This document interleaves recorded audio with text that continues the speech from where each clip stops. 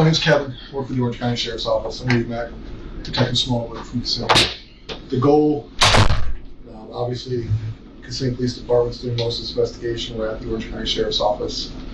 Our people, we have resources out there, obviously doing active. So it's kind of a joint effort. So Detective Smallwood is kind of, we're going to go read through the timeline of everything else. Sunday, Monday, Tuesday, Wednesday, and we're going to go from there. All right. You want me to go through the whole timeline? Yeah, we'll start with Sunday. Take me through Sunday. Okay.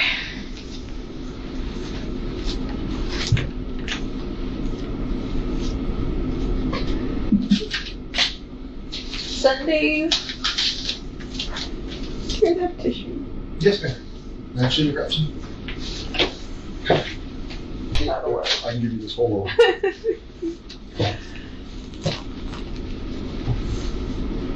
So Sunday, birthday party. She spent the whole day at my mom's house. We celebrated with the whole family. I was at work. I just started a new job last week or the week before. Okay. Where's that at? Walt Disney World at Coronado Springs, front desk concierge. Okay. I was finishing up my last day of, no, it wasn't even my last day of training. I was still in the middle of training. Sunday in the middle of training, I couldn't miss to go to her birthday party. So I went to work. I was with my family all day. She had the best day. She was so happy when I got home and I saw her. I got at my house around 8:30 that night. I wasn't home. She got dropped off alone. About 10 to 15 minutes later, Stephan showed up. At your house in Kissimmee? At my house in Kissimmee. He called me. Or he texted me, I'm not sure. But he let me know he was there and that she was getting ready for bed. She was doing her routine. So she took her nighttime meds and she got in the shower to get ready for bed. What meds? What does she take? She takes hydroxyzine. Okay. What is it for? It's for anxiety and for sleep. Okay. Now, could she take that by herself, or would he have given that to her? I think she took it by herself. She got home and she had already taken it.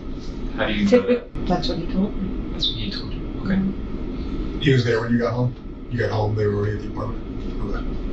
I don't like her taking her meds without somebody visually watching her, because I don't want her to accidentally grab the wrong pill. She's comfortable enough to grab the pill but I'm like, no, I need to watch you take them. Has there ever been an issue with that in the past, where she took too many or took the wrong thing? Or just like a thought in your mind? No, just a thought in my mind, just me being hypervigilant. I want to physically watch her take her meds and watch her grab two, take them. I don't ever want there to be an accident of she took too many, or my biggest fear is that she would take Adderall by accident, her daytime meds. Got it. I got home around 10:30. I started getting ready for bed myself. I started eating and taking my meds, because I have to take meds.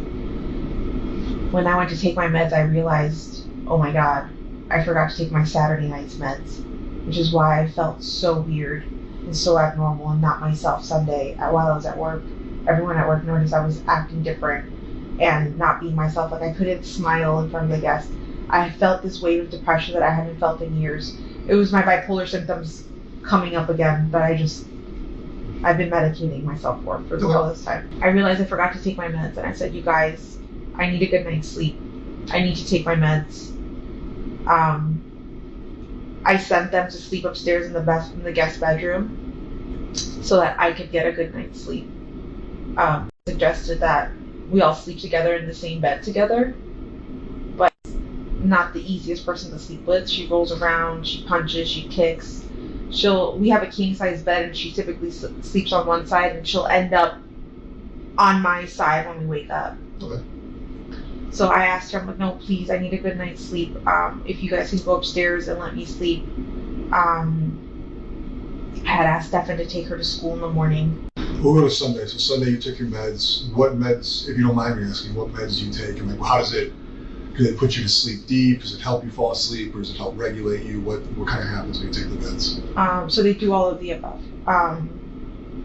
They make me sleepy. They help me stay asleep. and they help me function, so I'm stable Okay. all day.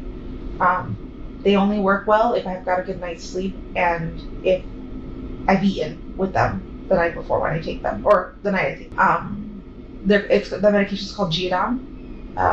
Generic brand is called Ziprazidone. I took my meds, and then I told them to start getting ready for bed, to start heading upstairs and get ready because it was already almost 11 o'clock. It's past her bedtime. She needs to go to sleep. So I sent them upstairs. I think he may have come down at one point to pee before bed, and then he went back upstairs. He uses my restroom because the roommates upstairs don't want to share a restroom with a male. Okay. Yeah, so he uses my restroom. You're fine. Sunday night he came downstairs, maybe overnight to use the restroom. Yeah, and then he went back upstairs and they went to sleep. Or what I think they went to sleep. Okay. I went to sleep. I was woken up at some time.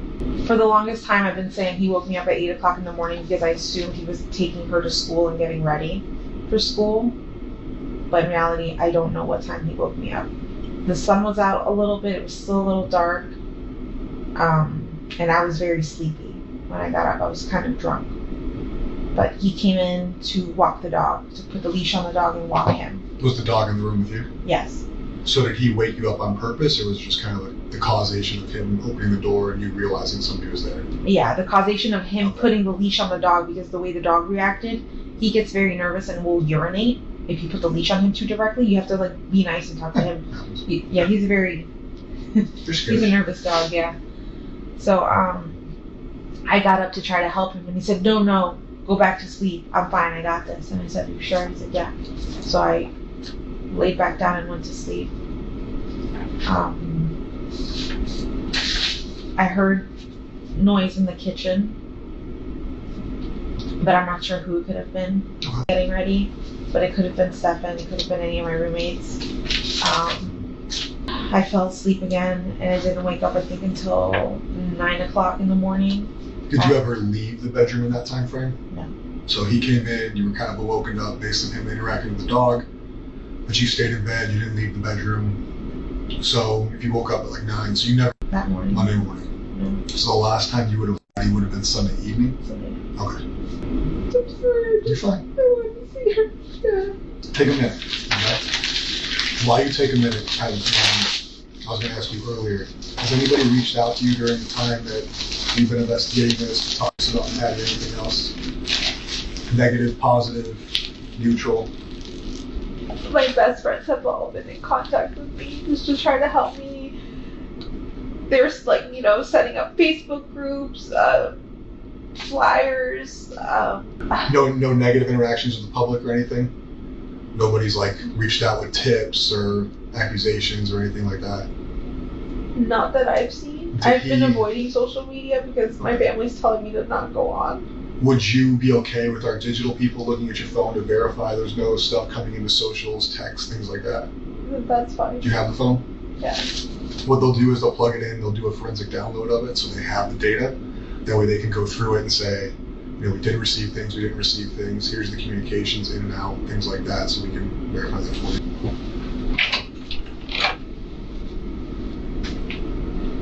Is that a birthday? My birthday. It's your birthday? Yeah. My birthday's tomorrow. Right. Today's the 1st. I didn't even know.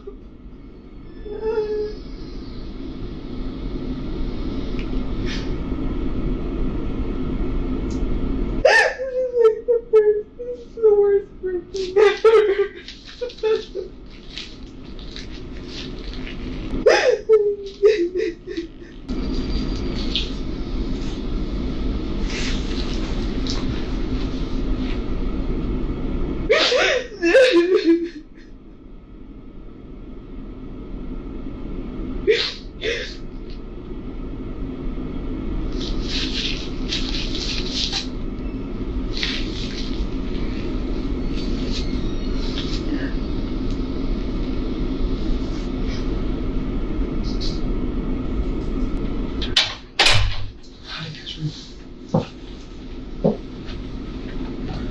That way they can get that going so we can get it back to you before. So you said about 9 o'clock on Monday, you wake up. Yeah. I wake up. I have a doctor's appointment. I leave sometime between 9:30 and 9:45. And I head over there. It's blood work appointment. The appointment's for 10:15, but they take a while to see me. Where was your appointment at? LabCorp. And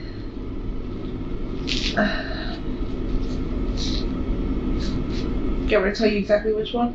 Sure. Oh wait, I'm on my phone. When we get it back, we'll get back to it. It's, if you need to Google it, it's the LabCorp across the street from the Loop in Kissimmee. Okay, got it.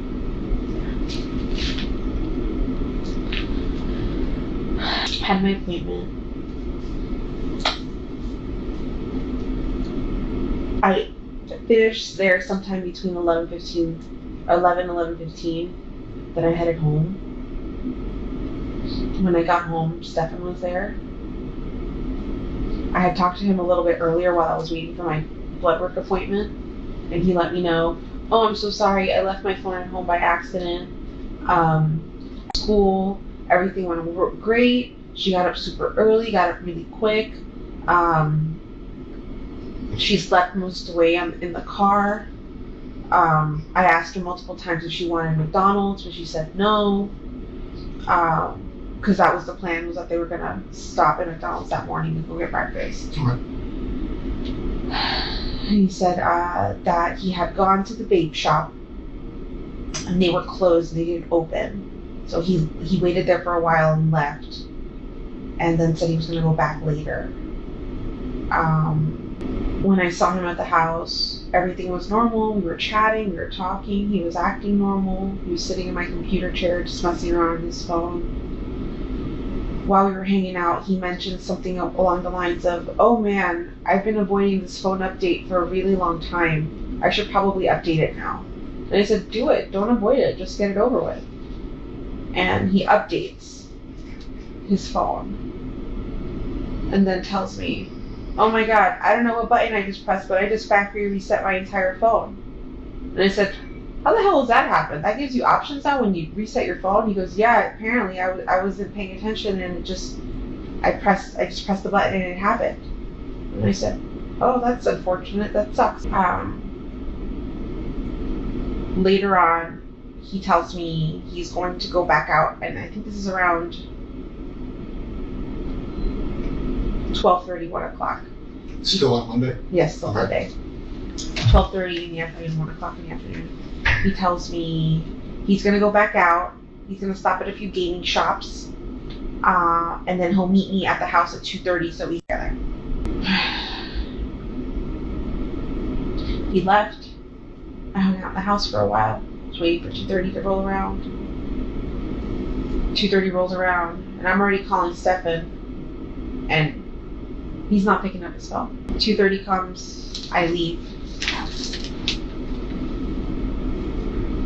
About 10 minutes later, I get a phone call from him going, I just got back home. I left my phone home again. I'm so sorry. How long ago did you leave? And I said, about 10 minutes ago. He goes, I'm so sorry, I missed it. I really wanted to go with you. And I'm just like, it's fine. I figured he wasn't going to make it because when I looked at the time when he left and said he was going to visit 3 shops, I didn't think he had enough time to visit them. He told me while he was gone that he got a flat tire somewhere on 182. The wheel just shredded and fell apart. So he was changing the tire, and it took him a really long time to do it. He said he hurt his thumb while changing the tire, like the frame or something slipped and something pinched his finger, and he ended up having to yank it out. And he said he hurt his finger. I want to touch on something real quick. When you were calling him, he eventually told you that he left his phone there. Did you hear the phone at the house? No. If it was anywhere, it would have been upstairs and I wouldn't have heard it. It would have been in the guest Do bedroom. you typically go upstairs? Who, me? Yes. Only if I'm doing laundry. That was all. I was just curious if you had heard the phone. when you were trying to call him that day? I didn't.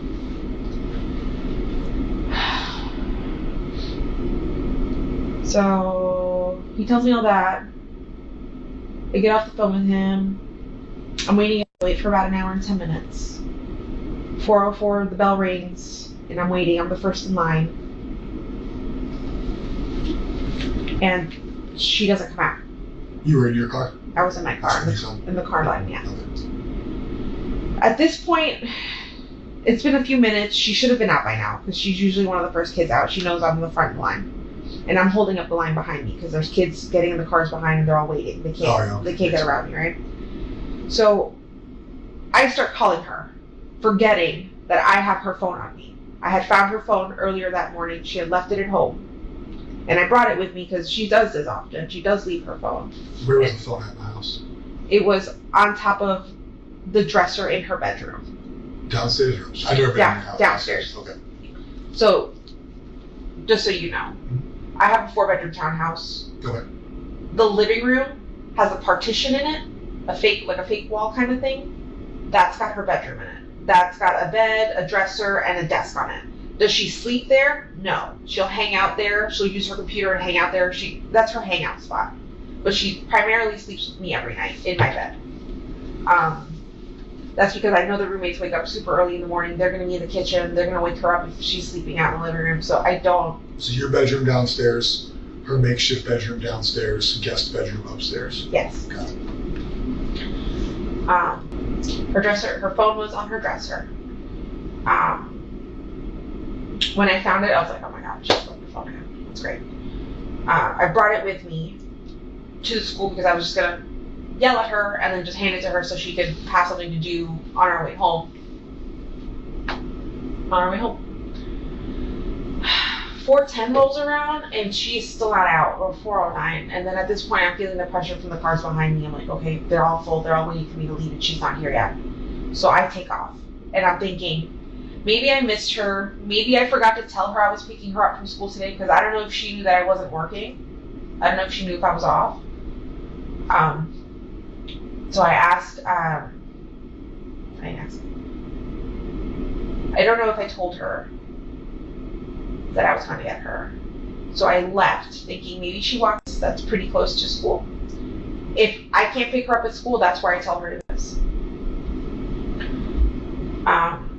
I drove the path she would have walked. I didn't see her. I got to the office. She goes, no, it's a little too early. And I said, okay, let me go drive back down and wait along the path she would walk and just wait. And I parked and I waited.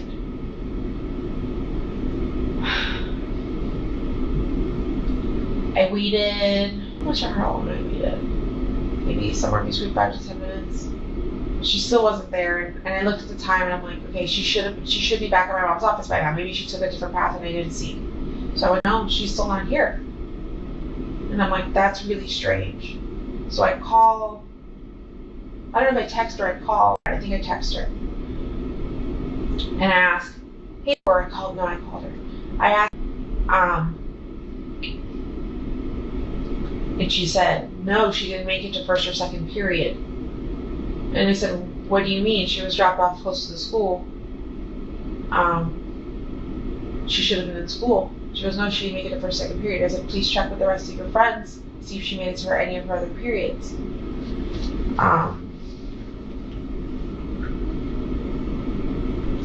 At some point in this, I emailed one of her teachers asking, I actually emailed a few of her teachers and 2 of them responded. One of them said, no, she did not make it to class, and I checked her attendance for the rest of the day. She wasn't in school at all. Like, he sent me a screenshot of like her attendance, and it said 0, 0, 0. You still have that on the phone? Yes. Okay. If you need to know what app, I'll tell you what app. It's a special school app. Got it. He said she was missing all day. And at this point, I start to panic and freak out because that can't be the case. She was dropped off. I had to go check her attendance at school, but the office had closed already. Okay. The lights were off. I could see a student sitting in there in the darkness, but I couldn't see any of the administrators or anybody in the office.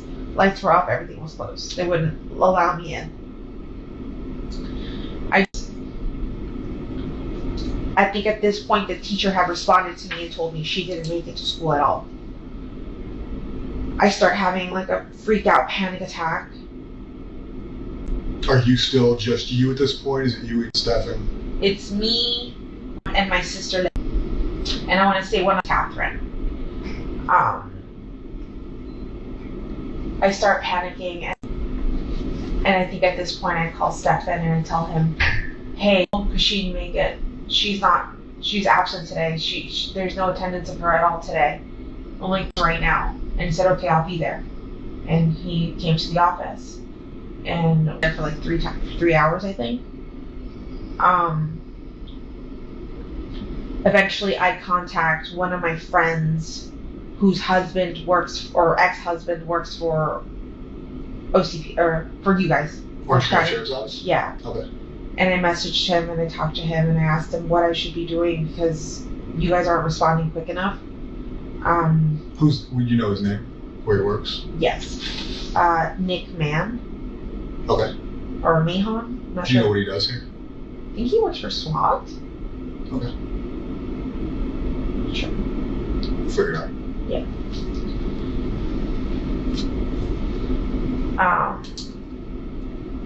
He tell you to wait? I can't remember anymore. I think he let us know that there were other kids missing in the area, which is why you guys weren't responding quick enough. I think an 8 and a 9-year-old had gone missing around the same time too, in a playground. They forgot to tell. They didn't tell their mom they were going to the playground or something like that. So all the cops were over there on that side of Hunters Creek. My sister's boyfriend, ex-boyfriend, whatever he is,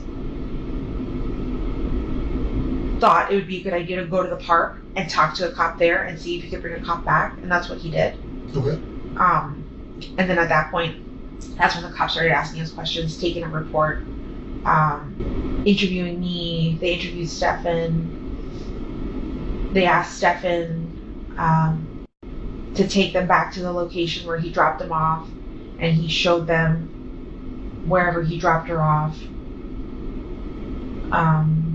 They were looking for cameras along the path, and I don't think they found any cameras along the way to see if there's any video recordings. I think. Did Stefan go with them in their patrol cars, or did he drive himself and they followed? How did that work? I think he went with them in the patrol car. Okay. Then they came back, and then that's it. Everything was done. The cops were done. We were done. What time? You remember what time that was on Monday? It was after dark. We'll say 8 o'clock. What did you guys go do after that? We were in separate cars, me and Stefan. Okay. I ugly cried on the way home. I shouldn't have been driving. But I ugly cried on the way home, and I went straight home. And then the first thing I did was call Fox 35 News to see if we can, air some missing children information out there. When you say ugly cry, just overly emotional tears, makeup running, or is there what is your meaning of ugly crying? Sobbing where I couldn't see the road, and I shouldn't have been driving, I was swerving. Makes sense. Did Fox 35 come out to your house, or what was their response? They responded the following day. I think we did a Zoom video interview. Did Stefan follow you home? I don't know if he followed me, but he drove home, yeah. Was it within a reasonable time of when you got there? Yes. Okay. Yes. Drove home. We waited there. We didn't know what to do.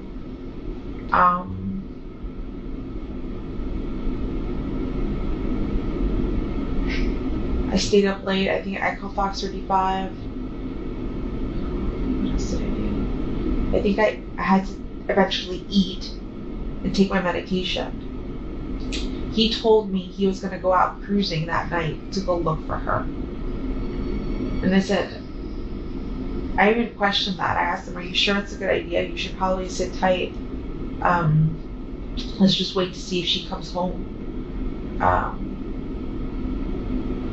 And he said he was going to take a drive out.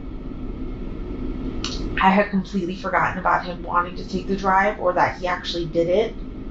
And it wasn't confirmed to me until the following day, where agents came to the house and we sat in the car for a good amount of time.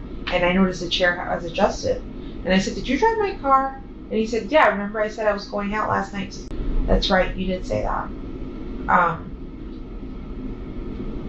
Can he tell you where he looked? I think he said up and down 192, and I said, "Why there?" And he's like, "I don't know, I'm just looking. I was just trying to look anywhere." And I'm just like, okay. Did he say if he found anything or talked to anybody, or just roamed? Yeah, well, When you were getting ready for bed, you were tired, emotional. Were you falling asleep when he left, or were you already asleep when he left? I was already asleep when he left. Okay. Did you sleep downstairs? Yeah. In your bedroom? Yes. When you woke up, was he already awake, or was he still sleeping? He was asleep in his bedroom upstairs. The guest bedroom? Yeah. Okay. Did you take your medication that night? I did. What did you guys do Tuesday? Or just you? You guys, if you're not together, you're not together. What's the timeline on Tuesday? Tuesday, he slept. I woke up early and started making phone calls to like the national hotline for missing and exploited children. I called the number that the sheriff's office had given me to see if they had any information, and they let me know that she was like the what did she say she was?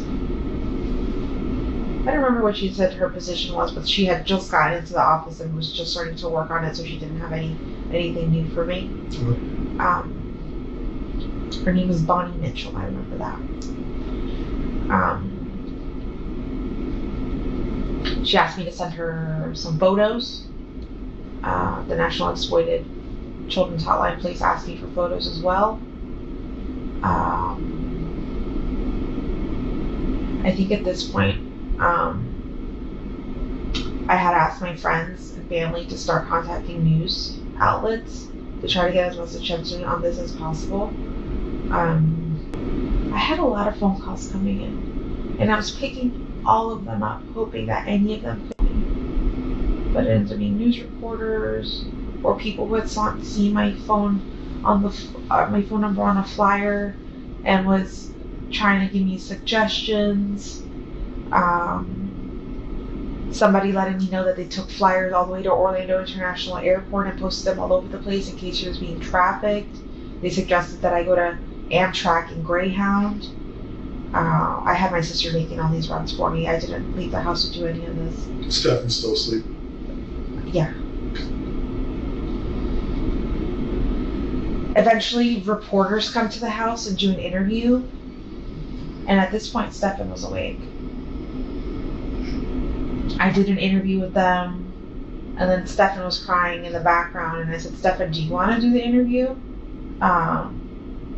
You can if you want." And he sat in front of the camera and did an interview where he cried. Do you know which news outlet that was with? I know there's a video on Fox 35 where With you him guys appeared sitting- to be on like a webcam. Yeah, that was Zoom. He was sitting in the Zoom. background for me. Okay. I know But you that had one. in-person interviews with reporters? Yes. You, I want to say it was Channel 9. okay.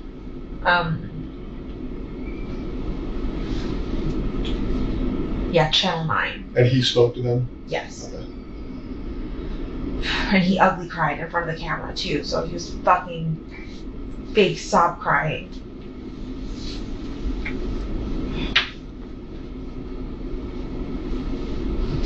So are you saying that now, or do you?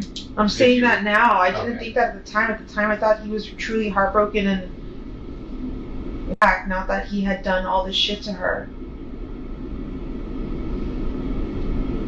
Like, I look back at shit now, I'm just like, he was fucking lying. He was fucking faking. What else has he been lying to me about? I know he's like a master liar and manipulator because he's done it to his parents, and he's told me and shown me the lies he's done to his parents. but I don't know why I never thought, not me. The lies are about money. They're about where he's at, what he's doing. What's he? Yeah, all that. To his parents. Yeah, he's stolen money from his parents. They used to have a few $1,000s hidden in like a closet for emergency fund kind of thing. And during COVID, he stole, like, he wanted RC cars. See, if he wants something, he's gonna get it, no matter what. So he wanted RC vehicles, the remote control cars, fancy ones. They were a few $100s, and I'm poor. I know I can't afford it, and he's showing up at home with these things.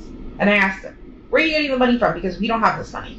He goes, "Oh, my dad." And I said, "Your dad gave you money?" He goes, "No, I took some from his closet." And I was like they have an emergency stash? And he's like, "Yeah." And I'm like, he's gonna notice money's missing.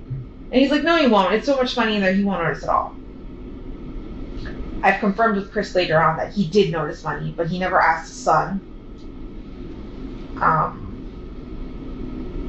But I let him know, yeah, he was robbing you and just buying himself toys. He's also lied. Most recently, he lied to his parents about where he would be. He told them he would be at his friend's house playing video or board games or something like that, but in reality, he came all the way to Kissimmee to hang out with us. Okay. But you guys were together Wednesday? After all the interviews, did you stay Wednesday? I know yes. We had some detectives go meet you guys Wednesday, I believe it was. Yeah. Were you guys in the house together until the detectives came? Yes. What kind of happened after the detectives came?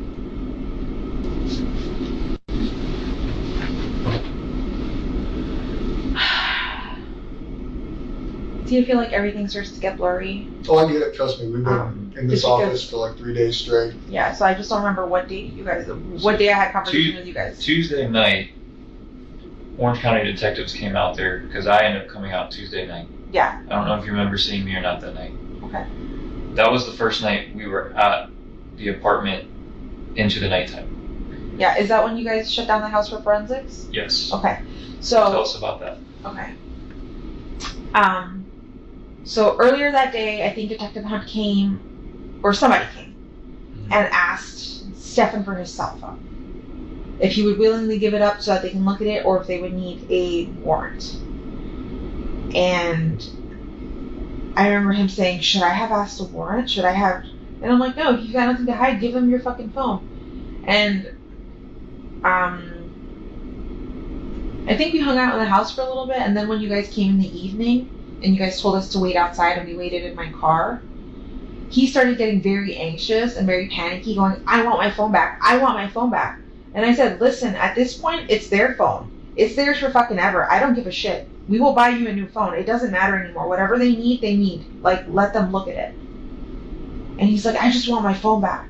And I'm just like, are you trying to make yourself more suspicious? Because, like, if you were to go demand your phone back right now, that would look suspicious as fuck. Like, what are you doing?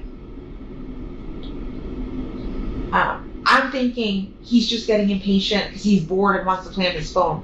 And at one point, he takes my phone to start playing with it. I give it up, and I said, "Here, play on my phone.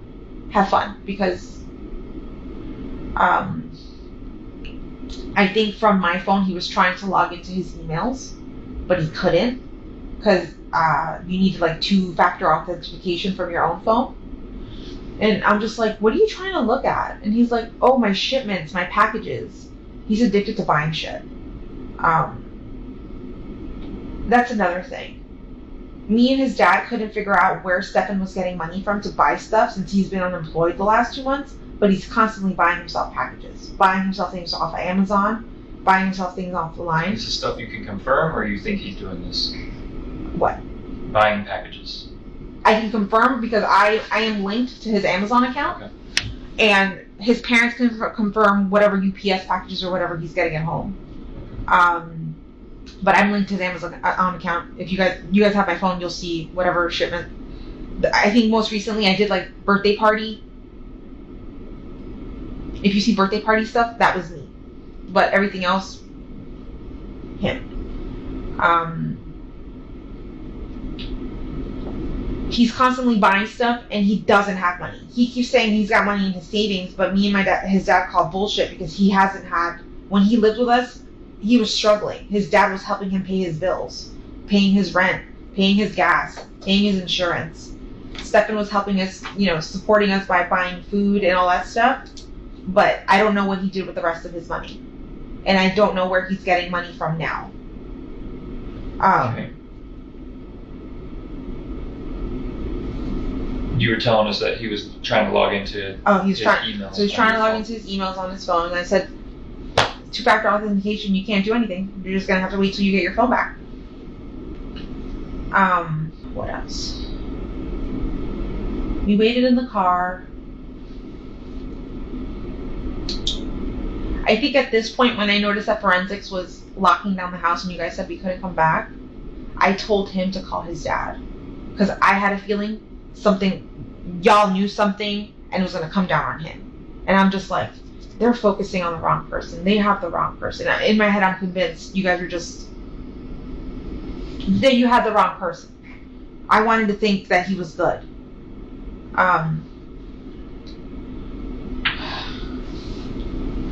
Before we get ahead of that, what is the conversation like between you two when you're in the car? Because y'all were in there for a good while we were trying to figure things out at your apartment complex or your condo. What's the conversation like inside that car? I'm trying to think back to what exactly we were talking about. I know I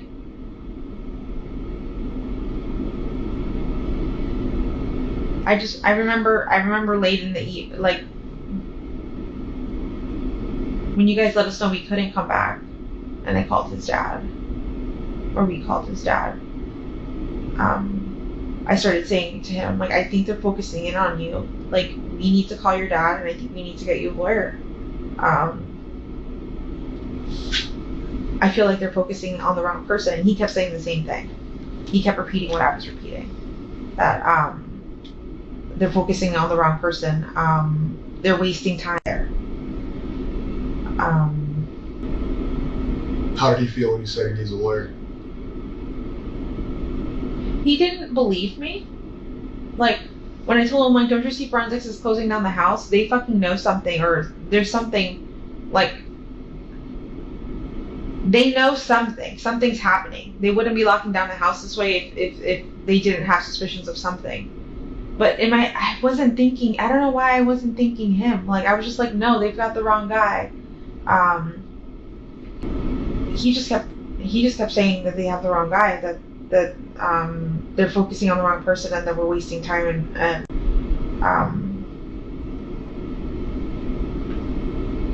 we call his dad. We tell his dad to come down here, and his dad did come down here and met us at a hotel. That was another thing. I don't have that much money. I live off of disability. I couldn't afford to put us up on a hotel. When you guys said that we couldn't return, I was I didn't know where to go. I was trying to think if any family member would have a spare room or anything like that, and not that could take the three of us, when I say three of us, I mean him and the dog.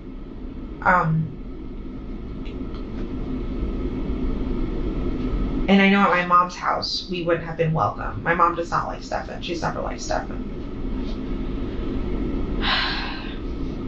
So I knew that our only option was to go to a hotel, but I couldn't afford it. So we called Chris, and Chris met us at a hotel by Disney, Okay. off of Western Way, and that's where we went. We got there pretty late. We checked in. I used the restroom, and I was getting ready for bed, or laying down in bed probably around 3:30, 3:45 in the morning, and I fell asleep. Stefan was already asleep at this point. Did you go straight to sleep when you got in, or just kind of drifted off as you were falling asleep? Then you went to the bathroom and he goes straight to bed? He was already in bed before I went to the bathroom. Okay. I was on my phone for a little bit. He was laying in bed snoozing. I went to use the restroom. I was in the restroom for quite a while because I had like a terrible sub. When I came back out, he was asleep. At least I thought he was asleep. But His dad stayed with you guys? not in the hotel room. He stayed in a different room on the same floor. Okay. The following morning, I wake up, I think around 9 o'clock in the morning, and Stefan's not there. And I remember thinking, he left again without his phone and didn't tell anyone where he was going. That's suspicious as fuck again. Why is he trying to? Well, we took his phone, so he got a new phone? He didn't get the new phone until later that day, where his dad woke up, came to our hotel room, and then handed him a phone. Okay. And said, here, have this phone in the meantime until you get your old phone back. So you're just saying he's out and about with no phone? Yeah, he's out and about with no phone, so there's no way for us to contact him. There's no way for us to... I didn't know if he even knew how to get back to the hotel. Because I drove that night. He's a little oblivious to when it comes to directions. So I was just like, he didn't even figure out how to get here. But he rolled in around 11:15. Rolled in with a cup of Wawa. And said, oh, I'm so sorry, I was just driving around. I grabbed some Wawa on 182 and got lost. I didn't know how to get back to the hotel. But I'm here now. And I'm just like, detectives are about to show up. What the fuck would have happened if they showed up and you weren't here? Like, you would have been a fugitive. Like, what are you doing? And he was just apologetic about not telling anyone where he went. But you know, I mean, he had a Wawa cup and he said he was up at 192. Yeah, but in reality, I know that he truly took my car in the middle of the night to Northport, Florida, and was down there for an hour and came back. I didn't suspect that at all. Okay. I literally thought, I'm like, oh, this man, we were right next to like a a Target. So I'm thinking, oh, he's probably like stress shopping, just looking at stuff. He likes to browse. I was like, maybe he's in there somewhere. But I didn't have a car. I couldn't go out looking, right? And also, detectives were coming, so I didn't want to leave. Detectives eventually show up. Actually, we were in the hotel room for a while.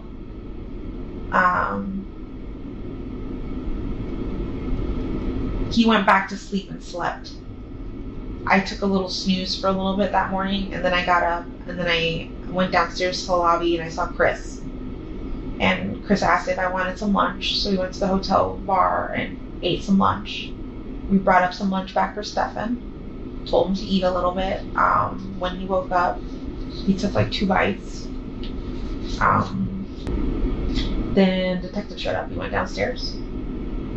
They let us know that there was a press conference happening, which we already had an idea was going to happen. And they told us they would give us a ride and escort us to the conference here. And that then you guys would let us in the back way so that media wouldn't see us. But in reality, now I know that was just to interview guys, us. us. But, yeah, then we showed up here and got separated. Haven't heard from him since. Haven't spoken to him since. Have no interest in speaking to him at all. Yeah, that was it. Then we got interviewed. What have you done since? Like, where did you go back to the hotel? Did you stay somewhere else? No. So after the interview and all that stuff, Chris took me to my sister's house. I've been at my sister's house ever since. Cool. Yesterday I went out for a little bit to go to Target to try to take my mind off of things. I went to Target to go get myself a toothbrush and deodorant, things that I didn't have because I left the house the last second.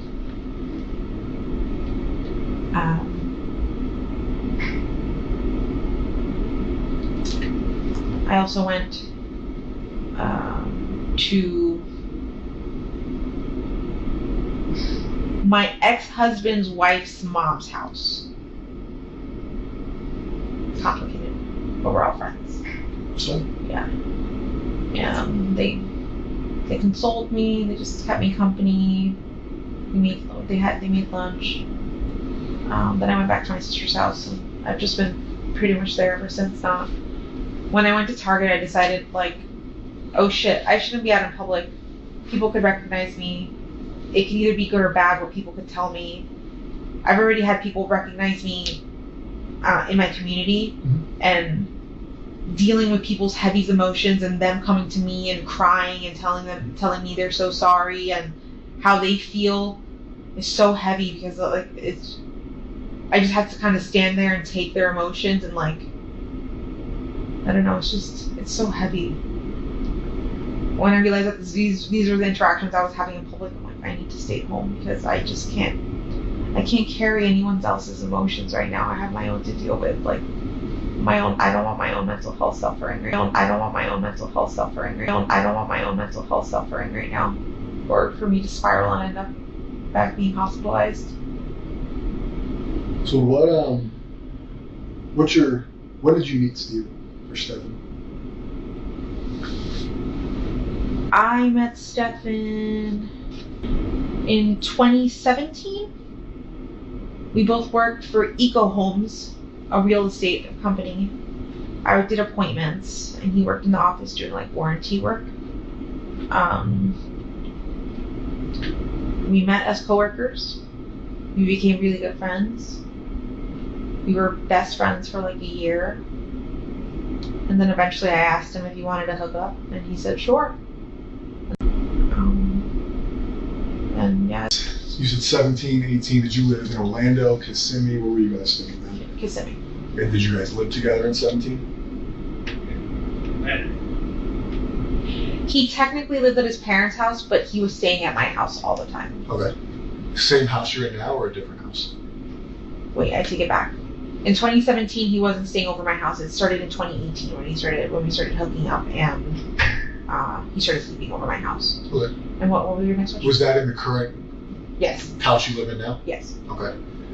How long have you lived in that house? On and off, because at one point we moved close to where his parents live right now. They live in North Port Florida, Sarasota County. I lived in Port Charlotte, which is Charlotte County, the county right next door. We had an apartment there for like 6 to 8 months. We moved down there because, again, Stephan was promised a job and that fell through. So we supported ourselves in this tiny apartment for a little while until I ran out of funds. Do you remember what year that was?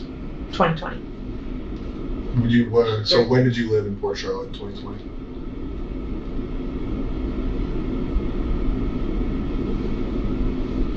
I don't remember what month I moved in, but I remember moving out in November. Oh, 2020. Yeah. Okay. So it was some April, May. That's fine. We can look up if we need to later. Yeah. 2017, so 2018. 6. Her After Port Charlotte, I went back to my mom's house for a little while. Where's that at? In Hunters Creek, Florida. Got it. Even before Port Charlotte, actually, the few months before I was in Port Charlotte, I was living at my mom's house. With Stephan. Around March 20th, decided he wanted to renovate the house and possibly sell it. So he told us to get out. So March 2020, so around COVID time, like 2 weeks after COVID was announced, I moved in with my mom. Okay. And I lived with her for a little bit. And then the Port Charlotte apartment happened. We moved to Port Charlotte, were there for a few months, came back to live with my mom, was there for a few months, and then I decided to move back. That he was moving out and like getting an RV and like living the RV life. Yeah. So he needed somebody to take care of the house for him. So I said, yeah, I would do it, of course. So I moved in. I moved into his bedroom, downstairs, the master bedroom. Eventually, Stephan did come. For a few years. It wasn't until like June of last year that I can go upstairs to the guest bedroom upstairs, because I just, he's not a very clean guy. He's kind of a little hoarder and like collector. So just my house was always a mess and never the way that I wanted it to look. or the clutter just gave me anxiety. So I asked him to move upstairs, and he did. And he lived upstairs until until December of last year. And then he moved to Northport, Florida with his parents, but they had promised him a job, but that fell through. So we were in the process of trying to get him to come back up here to get his job back at Disney and for him to move back into the house for a little bit. And I'm not sure long term. I know temporarily I was willing to accept him back. Was that something out of convenience for him, or because you? A little bit of both. We missed him. And I wanted to help him out, like make it easy, like give him a place, like a base to start at, and then for him to start looking for something else afterwards, on his own. But yeah.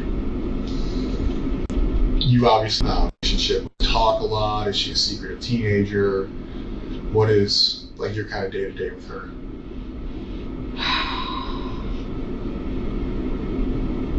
I would have said a normal relationship.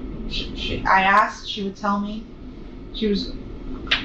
I didn't think she was hiding anything from me. I didn't think she was lying to me about anything, but obviously she had secrets. I mean, the hindsight, all the stuff you found out over the past couple of days, we're taking that out of the picture. Your relationship with her. Okay.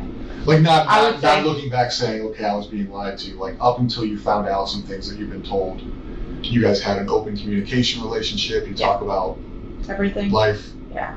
If anything, she was a little bit more open with Stefan because she told him about a boy she had a crush on. Okay. And that his name was, and she described him. And Stefan's like, "Are you aware that she has a crush on a boy?" I said, "No." He's like, "Yeah, she told me his name, that he's tall and that she likes his fluffy hair." When was this? Do you remember when this conversation happened? Within the last week sometime, but I'm not sure. Okay. Like within a week of that Sunday. I'm not sure if if she had told him via phone chat. It must have been via phone, like phone convert, like we don't FaceTime, we Google Meet. The Android version of FaceTime, yeah. So we would Google Meet often. Sometimes when we get home from school, just talk all day, or sometimes not even talk all day. We would just bullshit. I would be doing my own thing. We're just keeping each other company on the phone. And I think in one of those conversations, she told him that she had a crush on a boy. But I checked those text messages with that boy, and nothing seemed weird either. So. How did he? It could be new. She sees a guy at school. She thinks it's attractive. He shows her attention. She's young. How did he take it? Was he like? And I want you to think back before you know things you know now. Like, did he seem concerned about her? Did he seem excited for her? Like she's starting to, be a kid and have crushes and everything else. Like, he seemed happy for her. Okay. He's like, "Yeah, did you hear this? This is super cute." And I was like, "Oh." I hadn't. She hadn't told me, and I wondered. I'm like, why didn't she tell me? Why did she tell him and not me? And like, I want to know who she got a crush on. But maybe it's because I told her that she had a rule. She wasn't allowed to date for a few years. Okay. Until like, I think I had said 16 or something like that. But I didn't want her dating. So then your relationship with her was open. Obviously, she's a child. She's not going to share everything. Yeah. With him, it seems like she has a very open relationship with him. They talk, they hang out. So it'd be okay with you if they went out and did things together outside if you were at work or something. So the living situation with them, I'll be honest, seems weird. It's weird to me. She's got a bedroom downstairs. What's kind of the mindset or the thought process, the communication you've had with Stefan about, she's not going to sleep in her bed, but you guys are going to sleep in the guest bedroom? So originally the plan was that all three of us were going to sleep in my bed together. And I'm not just saying Sunday, I mean like, okay. Like in the past days. So I had a rule. She wasn't allowed to sleep in his bedroom at all. Like, no sleepovers, no nothing. For a very long time. for years.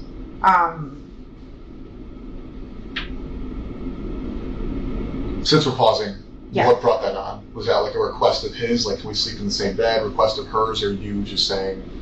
Me being super paranoid, not to trust anyone. For the longest life, even though he treated her well, I still looked at him on, like side-eyed, like making sure, like, is that normal? Is this, okay, that looks normal, okay. I wanted to make sure that nothing was happening and that I was missing something, but I was. But, he never requested, I'm sorry, repeat the question then. So I guess you said like you had a rule. Like obviously we know now they've, slept in the same bedroom together and everything else. I'm sure you're questioning a lot of things that like you haven't been told or that are going on. The thought process of them sleeping in the same bedroom caused you to say that you had a rule for the longest time where they couldn't. Yeah. I have a son. He's a lot younger than her. He's 4. But I guess if I was dating somebody or had somebody over, I would never establish, and this is just me, a rule. He can't sleep in the bed with her, or she's not going to be. It wouldn't even be a thought process for me. So that's why I asked, because I wouldn't think of it even as an option. Yeah. So when you say you had a rule, I guess I'm asking what prompted the rule. Sleepovers before. Yeah, like you want to watch movies and eat snacks. Can we do that? I'm like, no. We can all watch movies down here together. We can all sleep down here together. Up until June, together all the time. So we were always. She would sleep in the middle. I would sleep on this side. He would sleep on the other side. It wasn't until June that he got his own bedroom and I sent him upstairs. That's where the requests for sleepover started. Okay. And I kept telling her no. I'm not comfortable with that. But eventually at some point, like we really want to watch, I forgot what movie it was. They really wanted to watch something and I was really tired. And I said, okay, fine. Go ahead, but this can't happen often. But honestly, I think I can count on one hand how many times that's happened, and it hasn't been many times that I've allowed her to have a supper party with him, to be alone in a bed with him. I'm usually around all the time. Up until 2 weeks ago, I was pretty much at home all the time living on disability. If I wasn't at home, I was substitute teaching, but I was substitute teaching primarily at her school or at the school close by, but I'd make sure I'd get out around the same time and I'd get out in time to pick her up and take her. So she was with me pretty much all the time if she wasn't at school. So yeah, after... When he's not there, where does she sleep? With me. She never sleeps in her room? No, always with me. Quickly, do you know, and you may hate the question, but do you have any idea? We currently have upwards, probably 200 people working on fire. Right, the Orange County Sheriff's Office is involved, the Kissimmee Police Department's involved, St. Cloud Police Department, Osceola County Sheriff's Office, Florida Department of Law Enforcement, FBI. Yes, under suspicious circumstances. So anybody who is somebody is involved. Yeah.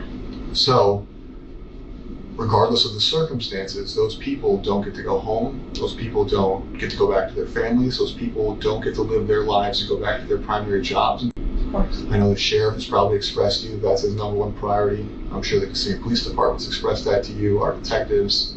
This isn't something that's going to stop or go away. Yeah. Right? Anybody who knows something, anybody who may know something, will be brought into a room and will be talked to, whether they're guilty, whether they're innocent. Because our number one priority, our jobs have kind of stopped on any other things we have going on until it's fine. Because that's the most important thing anybody has going on right now. But with that, a lot of people are going to feel that whatever happened, I can tell you, and I know detectives have expressed to you that the thought process at this point is this is a homicide investigation. Yeah. Based on the evidence I've seen, based on the videos I've seen, I do believe. With that being said, and the reason I tell you that, not to be an asshole, is because the thought process with us leads it in a different investigation, a different way. Meaning, whatever has already happened, right? We cannot change what happened most likely on Monday. We cannot change the fact that I believe Stephan killed her, right? All we can do now is find her as quickly as possible. On the 2% chance we're wrong and that she is alive, that's phenomenal, right? That's the best thing that could happen. On the chance that we are 100% correct and she has passed away, finding her now versus later will bring closure to your family, will bring closer to everybody, regardless of how it happened or why it happened. Meaning, if you have an inclination, if you know where she's at, if his father knows, that doesn't mean those people get held accountable for what he did. It doesn't mean those people get held accountable for knowing what he did. It means we close out the investigation. You know what I mean? So a lot of times we go into rooms like this and we ask people questions. We say, hey, do you know what happened? Do you know what happened? And there's this fear of what happened already happened. I can't change that, so I'm not going to insert myself with knowledge because it's going to make me look bad. Regardless, at this point, I murdered her, right? He victimized her. He ruined her entire life from childhood until now. I think that there's probably some sense of guilt. And my fear is that sense of guilt is causing you to not want to assist in the location of her, not because you're a bad person, but because there's that sense of guilt that what was happening under your roof, and now, by her being found, brings that all to your plate, and it doesn't. Oh no. If I knew anything, I would so tell you. I want to believe it if she's dead because you guys tell me your suspicions, but I'm not going to believe it until I have her body. So there are things, and the reason I say these things, and again, I'm not trying to be an asshole, but the reason I say these things is there's been a lot of things you've said, and a lot of things I've kind of researched between the Fox 35 story, between your initial statement to the police. A lot of things have changed. The initial statement to the police was you watched her get dressed, you watched her leave, you knew exactly what she was wearing. Can I tell you Absolutely. my thought process on that, or where I came from with that? I was handed this form, and I'm like, where do I start? What do I write? And somebody said, tell them what you saw. And so I started with I saw. And then I wrote out what I wrote out. But it wasn't until later I was like, wait, I didn't see her. I assumed that I saw her. I assumed that I heard her. But I didn't. In reality, I didn't see her. I only saw him. And I heard something in the kitchen, but I don't know who that was. Which we talked about today. But I guess there's other concerns, right? Mm-hmm. You were nervous. The police have showed you their hand. They said, Stephan, we want your phone. Stephan, we want to talk to you. We're going to lock down your residence. You can't go back inside. Me, I don't care if it's the love of my life sitting next to me. I don't care if it's maternal grandma. If the police come and take my mom's phone and my son's disappearance, I'm not going to offer my mom a lawyer. That's nuts to me. That to me shows you prioritizing Stephan. Because at that point, you became more worried about him being falsely accused than anyone else. Does that make sense what I'm saying? Whether or not that's what you felt, does that make sense? People having lawyers is their constitutional right. That is a thing that everybody is afforded. But for somebody who's going through what you are going through, to offer him a lawyer leads me to believe that there may have been a conversation, there may have been knowledge, or there may have been some inclination that you had, whether it be his involvement, her location, or something to where in your mind there's guilt. I promise you, because you offering him a lawyer is very weird. I know. That was still me under the assumption that I think at one point you guys interviewed me, and when you guys showed me the picture of her, I believed the sexual stuff, but I didn't want to believe that he had done anything evil to her. I'm like, no, what if he did this stuff fine, but what if she's still missing out there? What if somebody took her? I still wanted to believe I believed him. I believed his whole story. So I was just like, I kept repeating that part. I'm just like, what if she did get dropped off? What if she got abducted? What if she's missing? But that was me assuming that you guys had the wrong guy. I wanted to think he was a good guy still, but clearly he's not. After everything you guys have told me and have shown me, I know he's the worst person on this face of the earth. We know right that now. We know he's a piece of shit now. You know? But you didn't know that then. I didn't. Then you offered a guy who the police suspected of kidnapping, abducting, assisting in the disappearance, offered him a lawyer. And then we don't have to roundtable that. You went back to what you just said is the sex stuff is fine. It's not fine. Hold on. I know every relationship is different, and I know everybody's family is different. I won't ask, but going back on, has he expressed interest in? I'll use the word weird. I'm not going to shame anybody for what they like. Different sexual pleasures, different sexual experiences, different kinks that involve things you weren't comfortable with. The only thing he's ever expressed to me was like anal. Okay. He had an anal kink and like butts. Okay. But that was something I was never comfortable with or doing, and I let him know that. Like that's something. It's fine. You guys slept in the same bed together. Stephen was a big portion of your life at one point. Stefan was a big portion of your life at one point. And this is not me coming at you as a person or a bad person, because shit happens in the past. We can't change the past. Has he ever expressed to you? Never. Never. Has he ever made copious statements about made you feel different? No. Okay. When you guys slept in the same bed together, middle, did you ever wake up and find them cuddling? Did you ever wake up and find them closer than you thought they should be? They would snuggle, yeah. Okay. But we all snuggle. I didn't think that was abnormal. So if you guys are sleeping in the same bed and she's in the center, you've woken up and they're snuggling. They're under the same blanket. They're not under the same blanket. No. But just like she's got her own blanket. She's got her spooning own. for what? What is snuggling to you? Because to me, snuggling, spooning, big spoon, little spoon.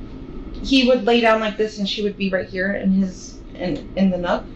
Okay. How do you guys sleep? You guys sleep clothed, unclothed? I sleep clothed. Yeah. Shirt, pants, pajama sets. Yes. Everybody. I sleep in like my everyday clothes. Okay. On pajamas or baggy t-shirts and shorts. Okay. And Stephan would sleep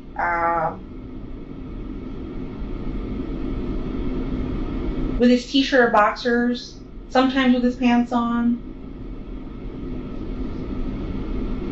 But he didn't have pajamas. Okay, so they would snuggle, sometimes him being in his boxers. You would wake up and she'd be in the nook of his arm, essentially in a cuddling position. And you never found that weird. No. Okay. Again, you and I may find things different. Why? And I don't want you to look back on it, because now you know you victimized her for a long time. Right? Under your roof. With you home, most likely, because you said you're always home. You just got this job. You've been living off disability. I know the Kissimmee Police Department has showed you pictures. I know they've verbally explained you some pictures.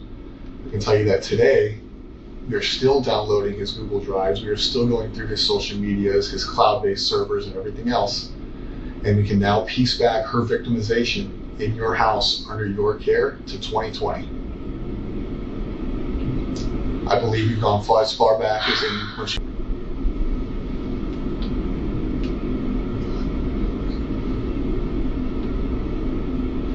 So when I ask, they've woken up cuddling, did you find things suspicious? Did you have an open talk to you? Has he made inappropriate statements?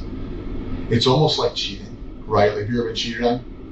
Okay. Somebody can only cheat on somebody for so long until they fuck up, or until something comes out, or somebody says something, right? So we go back to 2020, we're looking at a minimum of 3.5 years. 3.5 years where I'm sure you guys are sexually active. Yes.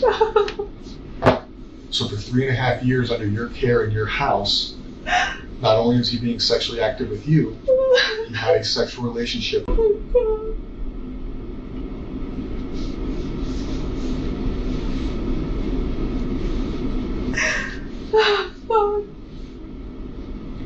And I know it's an emotional thing, and I know it sucks to hear, but where I'm coming from is it seems like something that you can't hide forever. You guys live in a small space. close quarters. You sleep in the same bed. You guys all talk. You guys all share things. You're an observant person for the most part, I assume. Outside of taking medications and going to sleep, it seems very difficult. A lot of grown-ass adults can't hide an affair with somebody who doesn't live with them, let alone somebody who does live with them. So at a certain point, I do believe you became aware of what was going on. No. And when I say that, it doesn't mean you're in trouble. It doesn't change. I know, but I do believe that a reasonable person, and I consider you a reasonable person, right? Do you think you're a reasonable person? yes. Would be aware that under her roof, sexual relation, I had no idea. the videos, the text messages, the images, they're all documented forever. This has been an ongoing thing. And at her age, I think she probably thought they were in a relationship. She probably thought they were in love because he showed her male attention, right? Just started liking boys, right? She just got a crush. Up until then, her crush.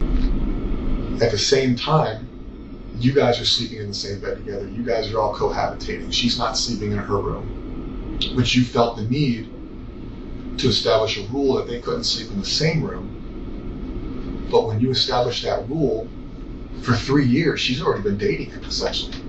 Whether that's legal or not. I had no idea. So I truthfully believe, and this is my belief, I'm not speaking for other detectives, I'm not speaking for the sheriff's office, the state police department, or any other agency I've said. This is Kevin's belief. I believe that you became aware of your sexual relationship. I think at a certain point throughout this relationship, you became aware of it. And for whatever reason, your reasons are your reasons, whether it was discussed that it would stop, whether it was discussed how it would go, that you feel some sense of guilt.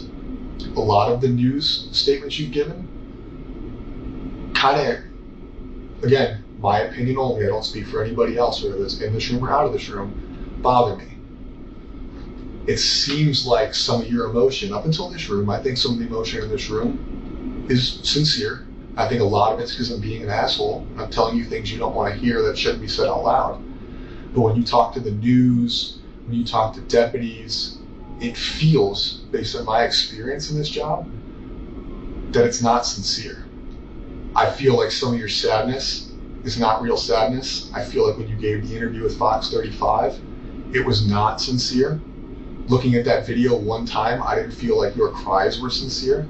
And I'm not saying that because you're a bad person. I feel like sometimes people struggle to show real emotion when they're aware of what the truth is. So it has to be fake.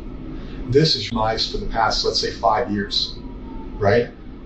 But her going missing, her disappearance, if you have knowledge of how it happened, where it happened, an inclination, that emotion's not going to feel sincere because you're already aware of what happened. I would. It's almost becomes a lie at that point. If I knew anything, I promise you, I would tell you. Like, I am willing to take a lie detector test, whatever the fuck you want, but I don't know anything. He's never mentioned anything. I've never seen any signs. I tried watching her like a hawk. I thought I was doing a good job, but I wasn't. I was oblivious to everything. 4 years? Minimum. That's just how that far back the cloud goes.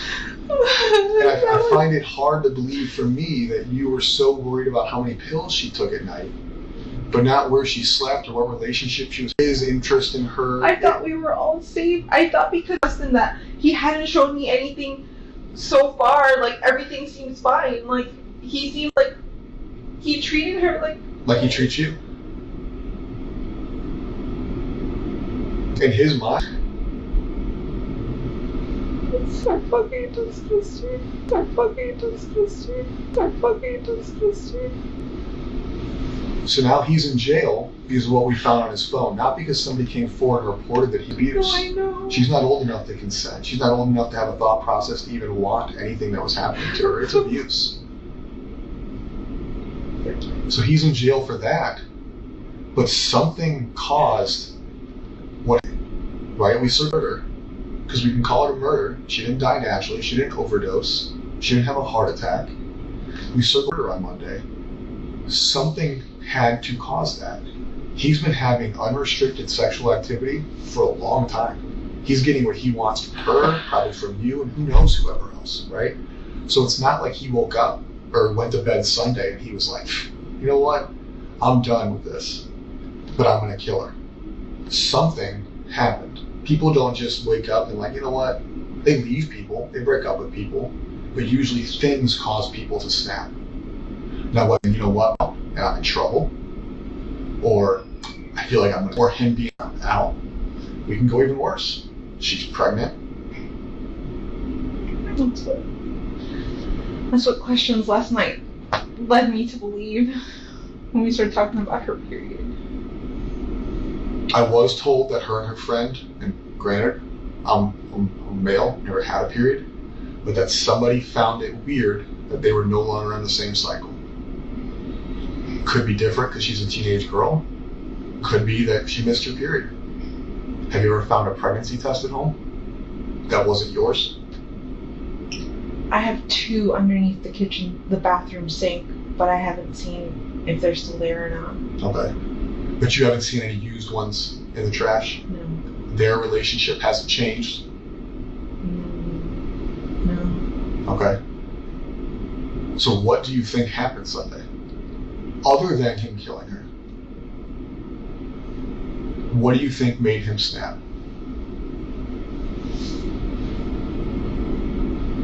I don't know. Theories, I keep hearing. Tell me your theories, because here's the deal. We don't go home until she's found. No, I know. So what are your theories? What I've heard is, what if she upset him and threatened to tell me and say that she was going to tell me and he needed to shut that down. That's the only thing. What do you think?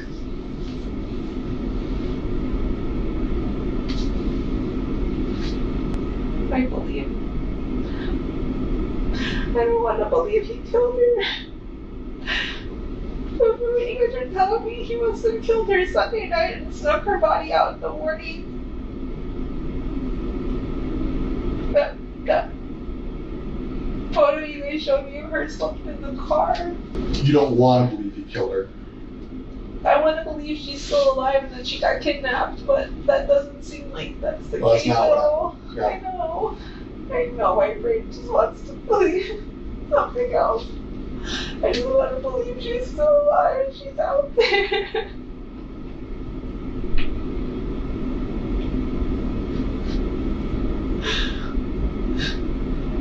Did he tell you he fucked up? No. He acted so normal that day. He was like, I'm so impressed. We got out of the house so early. Like, she made great time. We had so much time to go to McDonald's, but she didn't want to. His story was so fun. Like, every detail was so believable. He's just been lying this whole time. Like, What about that day in the car when you offered him a lawyer? Did he disclose anything to you there that made you feel like, oh fuck, he needs a lawyer? No. He kept acting like he didn't know what was happening, and I'm like, don't you see forensics? Don't you see they took your phone? Like, something's happening. Like, I think they're gonna pin this on you. And I'm like, in my head I'm going, they have the wrong guy. Like, they're just honing in on the last person who saw her. But no, you guys knew more. You never said, what did you do? I've nenever asked him any of that. I still, even up until when we got here to the police station, I was convinced that he hadn't done anything to her at all. Because of him or because of not wanting to believe she's deceased? Because of him. Because I thought he was a good guy. So up until this morning, you still think that it's not? No. You're talking about the other day? Up until When we took him? Yes. Okay. I forgot what day of the week that was. So we're still going through his phone, his drive, like I told you, all his socials. We're going to date back to 2020. Based on the videos, it appears that was the start of the victimization. Okay, are we going to find anything in his phone with you? No. We never done anything. We've never done anything. Has there ever been a request for the two of you to participate in sexual activity with him? No. Regardless of you saying no or yes. No, he's never asked that. Okay. If we find pictures like that, is that going to surprise you?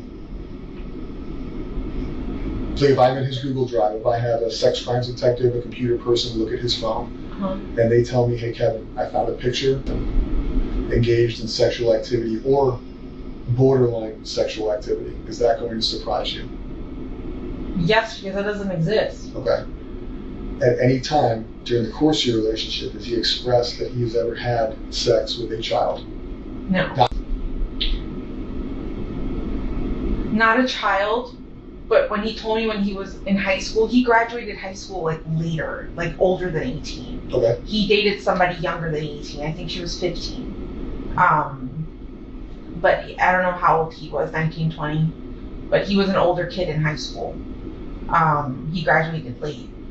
But he had a really young girlfriend. Her name was Kendall.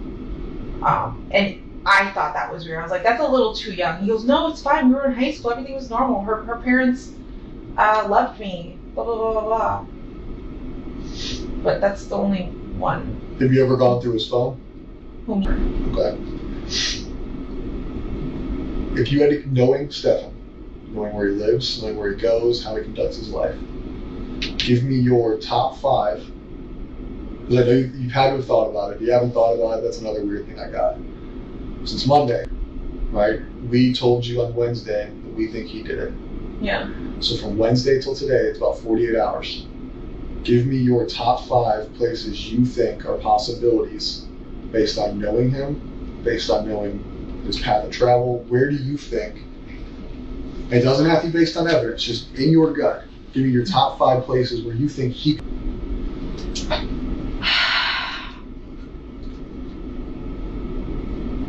In this area? Doesn't have to be this area. No, I know. Anywhere you want. I'm saying, in this area, I have no idea. Orlando, Kissimmee, no idea where he could have taken her. But his trip to Northport is weird as fuck. I feel like in Northport, he knows more people. He has more friends. There could be a place, and somewhere there he could have stashed her. You guys said he went into a storage unit. That would be another place to look. But there's plenty of woods around his house. Around that exit is kind of secluded. Like, When you say his house, you mean his parents' house? his parents' house, yeah. You've been there? Have you seen the property? Yeah, I've been there before. Do they have land? Or is it in like a neighborhood? So it's not a neighborhood because they don't have HOA. You just buy the plot of land and build it. They don't have many neighbors. Okay. Or last I saw, I think there was a neighbor building right next door, but I don't know if they're done yet. I just feel like he had more. There would have been more spots in Northport for her to be dumped. Because from what you guys have told me, he went to St. Cloud, he went to 192. Could you guys tell where he turned on any of these roads? It's just that he was on the main road. I didn't think he ever even knew where St. Cloud was because we've never driven down that way ever. You live in Kissimmee, right? Yeah, I know, but to me, he's never had a reason to ever drive down to St. Cloud, ever. There's no store or anything he goes to down there. Everything is in Kissimmee or Orlando by the mall. Florida Mall? Yeah. Orlando Mall? Yeah, Florida. I sent the last detective 3 spots. I could have recalled him telling me he wanted to visit. Monday, when he left the house in the afternoon and got the flat tire, he had mentioned a few of those shops, so I sent them over to you guys.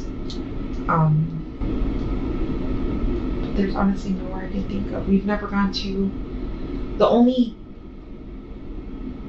wooded area that we've ever gone together would be Shingle Creek Regional Park, where the Pioneer Village is. Okay. That whole trail there, we had scooters, and he had like an electric skateboard kind of thing. We would all cruise the creek, explore. We've taken a canoe up that creek before. Then the Kissimmee Trail. There's a trail that runs right behind my house starts right behind my house and goes all the way to that bridge on John Young Parkway that says Kissimmee on it. That whole trail, we've done that as well. That's the only places I could think that like he may have gone, because that's where I know I've gone with him before. But anywhere else, I have no idea.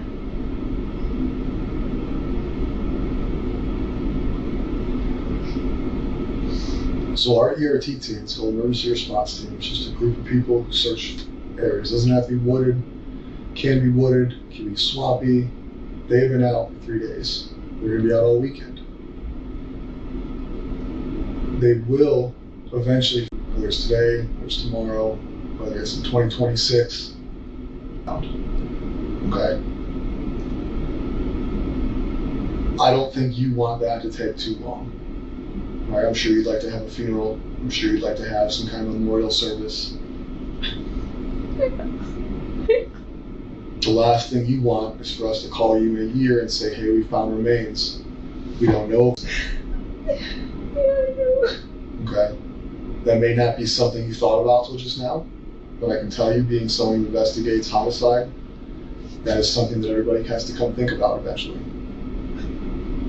If you can think of anything that would assist us in making that happen for you today versus 2 years from now, regardless of why you know or how you know, we need it. No, I know. If I knew anything, I would tell you right now. I promise. I want her back so bad.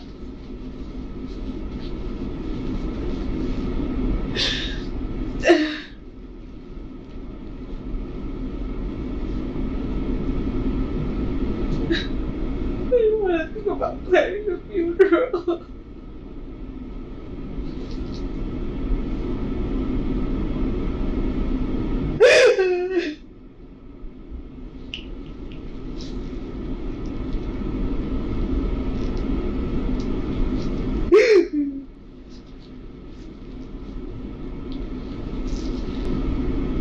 What has your communication been like with his father since this?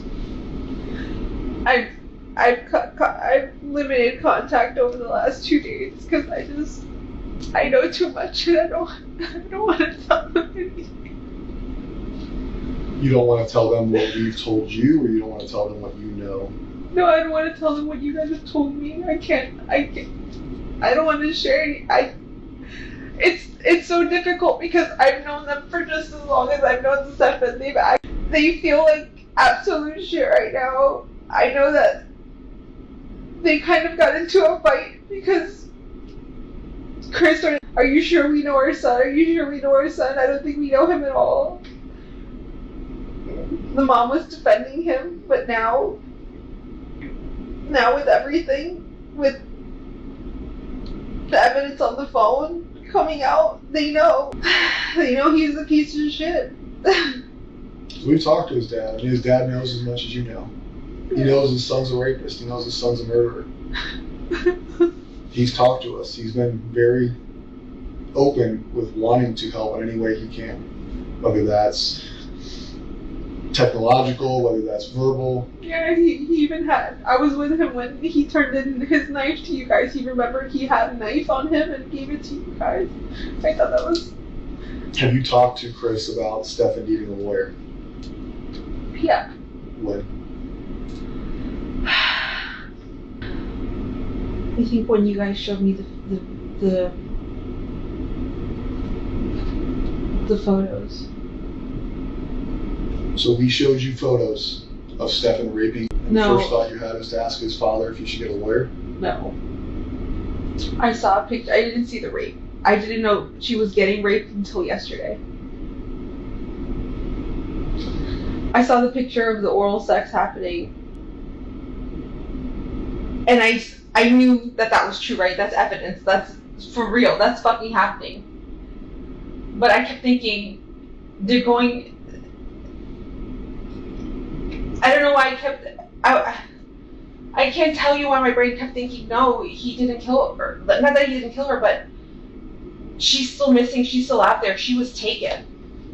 Yes, he's done this to her, And that's not okay. But I swore I felt in my body she was still alive. She was still out there. I told Chris to get him a lawyer because I felt like you guys were chasing the wrong person. But you weren't. You're not. We showed you a picture you saw. She was giving a blowjob to a grown-ass man, and you told his dad to get him a lawyer. Missing, right? But then you just thought she was missing. And we were showing you our investigative lead being raped. A blowjob is rape, not consensual. Whether she wants to do it or not, that is not consensual. And you prioritized him again. You prioritized him by offering him or telling his dad to get him a lawyer. Not, what the fuck did he do? Hey, we need to figure out what happened. No, let's protect Stefan. I was in shock. No, it's not shock. That is your natural instinct to protect Stefan. Okay? And if that's naturally how you react, that's fine. But that goes into what I've been telling you this whole conversation is I don't believe a lot of the things you're saying, and I don't believe a lot of the things you say you weren't aware of. And that is because you've now shown me twice that your first reaction, no matter what you were told or shown, missing and we're seizing cell phone, or when we're showing you pictures of her giving him a blowjob, your first reaction is to protect Stefan. So now, heard by Stefan, you're aware of this, you were shown pictures of this, you were shown pictures of her body in his car with a seatbelt on, right? We have played it out for you. Now you're in a stage where he's in jail, you know she's passed away, and now you can feel emotion, right? Until that point, when you were shown that she was deceased, your continued first reaction is to protect this guy. You just said, I only saw a picture of him, whatever your verbiage was, I say blowjob, of his penis in her mouth, and your first reaction was, fuck. Oh my, victimized? No. She's being abused? No. It's Stefan needs a lawyer. Who the fuck cares if we think he killed her? I don't know why I said that. But that's the problem. You don't know why. So the reaction in your mind is you are continuously protecting this guy. So why do I sit here and believe that you don't? Because right now you know Stefan killed her. You know Stefan's been raping her. You know without her body, can he be charged with murder? I don't know. Exactly. So you don't know what we can do. Do I think we can charge him with murder? It's not up to me. Should he be charged with murder? Yes. Please. Does your role in her life lead this to happen? I'll be honest. Yes. I know. Since she was a child, since her victimization started, it occurred under your roof and you acted like it didn't exist. And knowing the victimization, knowing how ongoing it is, knowing that you saw a picture of it, not just us telling you, not me and him saying, hey, listen, he's being, I think they had a bad relationship. They showed you a fucking picture of it. And you still protected him. So how am I supposed to not think that the thought process in your mind is until she's found, Stefan can't be charged with murder? Because we both now know that you don't want him to be charged with murder because you want him to have a lawyer. No, I don't. Part of the blowjob. That was then. He can't be charged with murder. That was then. Everything that you guys have shown me since then and have shown me that he's So we had to show you a time. picture of her dead in the car for you to finally not take his side? Enough? Do you not see where I'm coming from? Like, I'm not trying to be a dick here. No, but it makes absolutely no sense that your name is Stefan. I don't know. Where does your mind go? Stefan. There should have been no doubt in your mind when they showed you that picture of what he was doing to you, that you had any care in the world other than I want that motherfucker to die. Whether you believe in the death penalty or not, he protected him. So now we're talking about her disappearance and where her body is.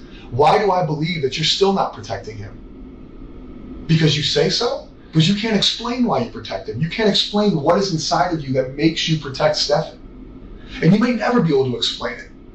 But eventually we're going to have to figure it out because you haven't convinced me that you're still not protecting Stefan. I got all these people out here searching. I haven't seen my own kid in days because I'm looking. I truthfully believe that I can't go home and see my kid is because you're protecting. I can't. You're people sitting in the woods just waiting for me to tell them where to go, but I can't because I think you're in trouble. I don't care about him. I want him to go to jail. I want the worst thing possible to happen to him in jail. I know what happens to predators in jail. Like, I'm ready for that. Like, Please. I don't give a fuck about him. I'm not protecting him. But you knew he was a predator when you got shown the picture. And then you text his dad that he needs a lawyer, and you hope that he invoked, was the words I was told. What? You hope that he didn't talk to us. He needs a lawyer. No. All over a picture. You didn't care. You didn't care then. Oh, whether sex isn't important to you, that wasn't anything close. I knew what I saw was He was terrible. a predator right then and there. That's the day you found out he was a predator. Yeah. Yes. And after you found out he was a predator, did you not say he needed a lawyer? I did. So why today, Friday at almost 3 o'clock, 5 days into the disappearance, 2 days since you probably found out, or 1 day since you found out she was murdered, do I believe you that you're not telling me where he went, or that he didn't disclose to you where she was, or what caused this to happen? Is listen, I know you know I've been doing whatever, or listen, this fucking happened. How do I believe that that didn't happen when everything you've shown me is protect Stefan? Now, once have you shown priority in this conversation, in this investigation? You're coming here looking for her. You reported her missing. Trouble for not doing that. But outside of you reporting her missing, and I may be wrong, I haven't been involved in all aspects of it, but you have not shown me one bit that you prioritize her over him. And that sucks.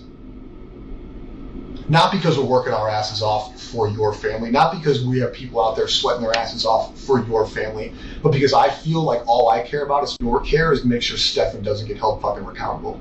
Well, I don't care anymore. Anymore. Because we're being assholes, because I'm not being nice. No. But up until Thursday, it was okay that she gave him a blowjob. No big deal. Get a lawyer. No, it wasn't. It wasn't okay. I saw that and I was in shock. And I don't know why my first reaction was to tell him to get a lawyer, but I saw that and I was in shock and I was just like, I don't know what to believe. I don't know what to believe. It's easy to believe it now. We showed you pictures of it. You can't deny it anymore. The sex was okay. The murder's not. At least that makes sense. No, that's okay. I want to know what it is. And not because I think you're a bad parent, not because I think you're a bad... Dead or alive, she's missing. Her body is out there. Her body needs to be recovered so she can have a proper burial, a proper funeral. She needs to be laid to rest. Your family needs to be able to mourn her. And we need that information. That is life. That is not life of the law. That's not life of the sheriff's office. That is common decency. That is what she deserves. That is what you deserve. That is what your family deserves. But the longer that happens, the longer it takes us to find her, the less likely that's going to be for you guys. And I'm sorry if I'm wrong. I truly am. But deep down, you haven't showed me that I am. I don't know what I need to show you. Prioritize her over Stephan. Stefan, think of places he would have dumped her body. Think of places he went, things you talked about, things you've discussed, whether that's this week, last week. Don't put it in your mind that he's been victimizing you, or don't put in your mind that I'm being a dick. What can I think about to find out where Stefan put her? You know more about where he goes, what he's doing, or what he would do than you want to realize. That's natural, not because I'm telling you, but because that's natural. I have best friends. I know more about them than I think I know about them. I just need to sit down and think about it.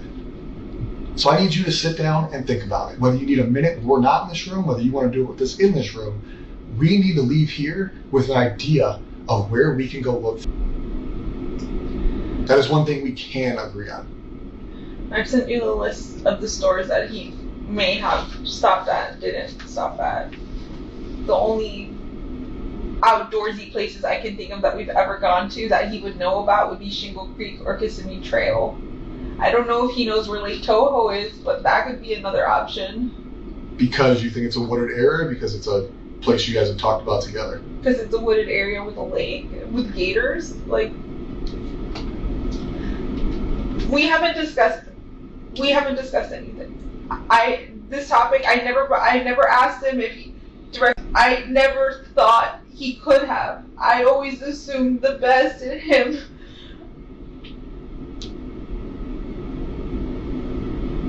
But I didn't ask him directly. I didn't even suspect. Not until you guys showed me that picture upstairs. We're here. I don't know. I'm just thinking of, if I name places, it's going to be wooded areas that I can think of, but he hasn't told me anything. Like, he has not told me, or we haven't discussed. So him going to 192 that day, all you know is that he went to 192.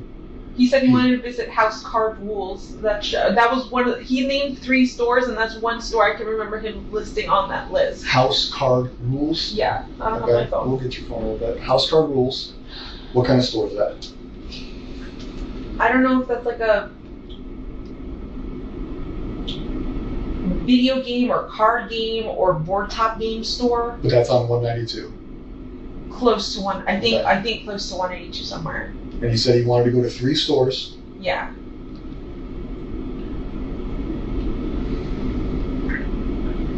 But he did tell me that I just don't remember which one. Are there woods in that area? Are you familiar with 192? No, not where these stores are. I have no idea. Other than you came up with wooded areas that you know of. Yeah, You came up with wooded areas that you think he could dump a body in. because I've been there with him. Yeah. I need to know wooded areas where he travels. Right? You're saying we've been there, so she could be there. So that tells me she's not there. It tells me it's a waste of a search. Okay. Because when I put 90 plus people there, that's all day. Right? We got to coordinate that. We got to put them there. So we need fruitful searches. Yeah. So I need likely places that you think, and I need places you think based off of conversations with him, not because you can picture in your mind that there's trees there. There's no conversation I can think of where he's named interest in being anywhere near woods or it being along his way. He said he got a flat tire. Tell me about the flat tire you got. So he said he got a flat tire. I'm not sure when he got a flat tire, but he said he got a flat tire and then came directly home, and he got home around 2:40. So flat tire, he said he was driving down 192 and it just popped and shredded and fell apart. And he pulled over into a plaza and changed the tire for the first time in a very long time, and said he hurt himself doing it. The frame of the car, something came down on his finger. All his lies, I don't care, but I want to know what you question him about. Why was he there? What was he doing? There's no way you're the most trusting woman in the world. You just don't ask clarifying questions. I know no relationship I've ever been in is that trusting. He just tells you he's gone at 3 a.m, getting a fucking Wawa, and you're like, ah, whatever, bet. Same thing with this. It's like, oh, I got a flat tire, was here. Why is he at these places? Do you not question him? Why were you on 192? Why did you dip out at 3 a.m. with my car? I didn't know he Because did that. this is 2 times he went to 192. He went to 192 the day she disappeared, right? He's roaming, looking for her, south of where she went missing, because supposedly she went missing, and 192 is south of where that is. And Not very likely that that's the route she went on foot or abducted, and that him driving around is somehow going to locate her. And he did tell. I did question that. I was like, when I asked him where he searched, and he said 182. I said, why? That's nowhere where she would be. And he didn't give me a clear answer, and I don't know why I didn't push it. I just thought he was being stupid and oblivious, because I don't see him as the smartest man. Like, I don't. I let him do what he does, but I don't trust a lot of his. Is the word judgment? I'm not sure, but I just don't trust that he makes the smartest decisions sometimes. Like, he likes to act like the smartest man in the room, but I don't think he is. Do what he does. Meaning? I'm sorry? You said, I let him do what he does. Yeah. So, If he wants to just get up and go to the store, I'll ask where you're going, but I won't stop him. Just let him go on his way. I'll let him do what he wants to do. what do you think happened? Monday to now. You know she's deceased. We showed you pictures that she's deceased. We know that she was probably deceased Sunday into Monday. We didn't see her Monday morning. I still want to believe she's deceased. I know you showed me pictures, but for the purpose of this conversation, I need you to believe it because I need you to figure it out. I need you to tell me what you think happened to her. I think he killed her that night. How? I don't know. Could it be possible that he drugged her? Could he have choked her? I just don't know how you kill someone and don't leave a mess or don't leave evidence or... I mean, was there a mess? Was there evidence? I haven't gone upstairs. I don't know what you guys have. I barely went into the house today, so I don't know what. I need to know what you think happened. I think he killed her. How? You mentioned drugged her, you mentioned other things.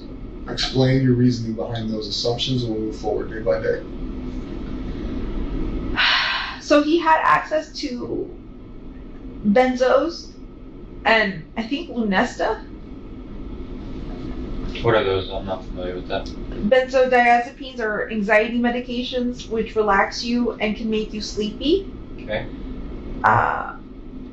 And Lunesta, I think, is a sleeping medication, like for insomnia. So I don't know if it's possible he gave her something and she was drugged. In those photos that you showed me where you're saying she's dead, maybe she was drugged. But if she is dead and it was done upstairs, I could just only imagine that he choked her. I don't know how else you would kill someone and not leave a mess. How do you think he got her out? I have no idea because roommates come in and out of the house at any given point in the morning and we don't know their schedules. They can come in at any time. You guys showed me a picture, I think, of him or her in the car at 7:30 in the morning. My roommate left the house. She's the one who leaves the earliest. She left at 7:45. So like, what if he had waited a little longer? She would have caught him with carrying a body out of the house. How did he do that without being caught or seen? That's what I don't understand because, like, did you guys check and see if any of my neighbors have Ring cameras? Any? Nothing? I don't know what data we've gotten from him, but at this point I need to know what you think happened to her. I don't need you to ask us what we found. Okay. What we found has happened. I need you to come up in your words, in your mind, what do you think happened that night into Monday, because we do not know. I know if her murder occurred Sunday or Monday. All we know is that when you went to bed, they went to bed together, and she's no longer here. So I need to know what you think happened to her, how he got her out of the house, where he went, how he got her into the car, what is he thought on what happened. I think she was killed Sunday night into Monday morning.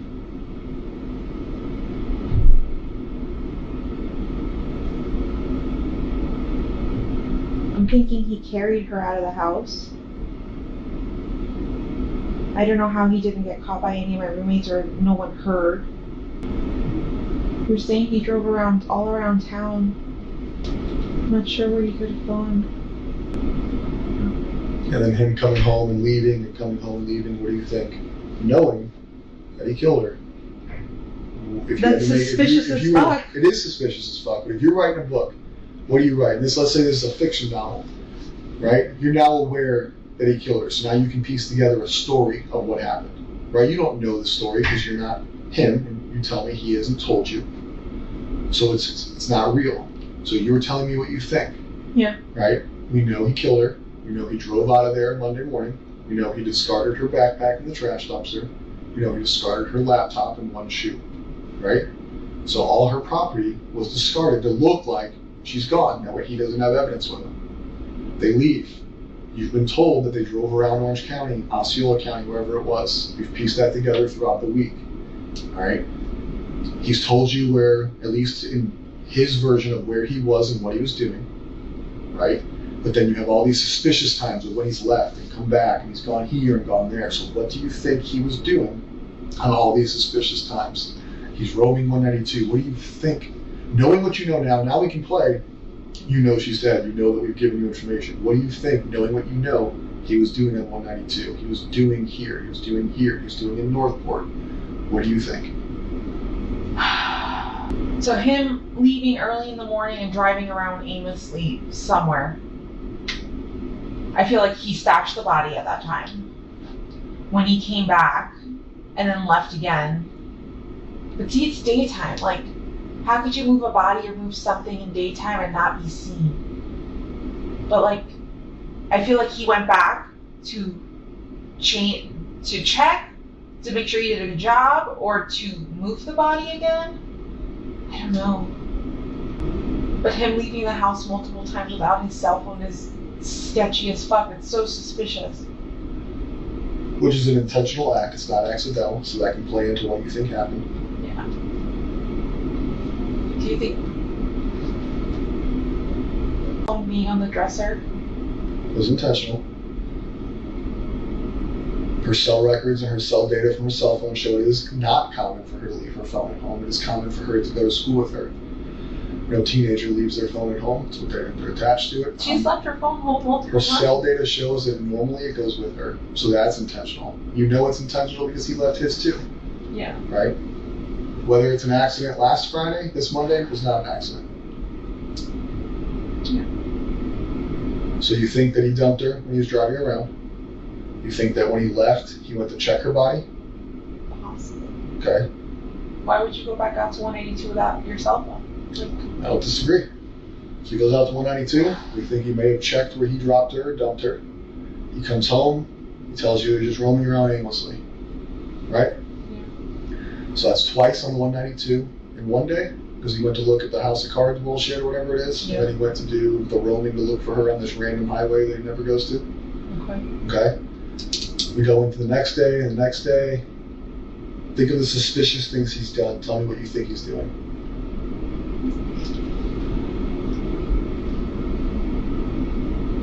Him grabbing my phone and trying to log into his emails, that seems kind of suspicious. What was he trying to see? What was he trying to do?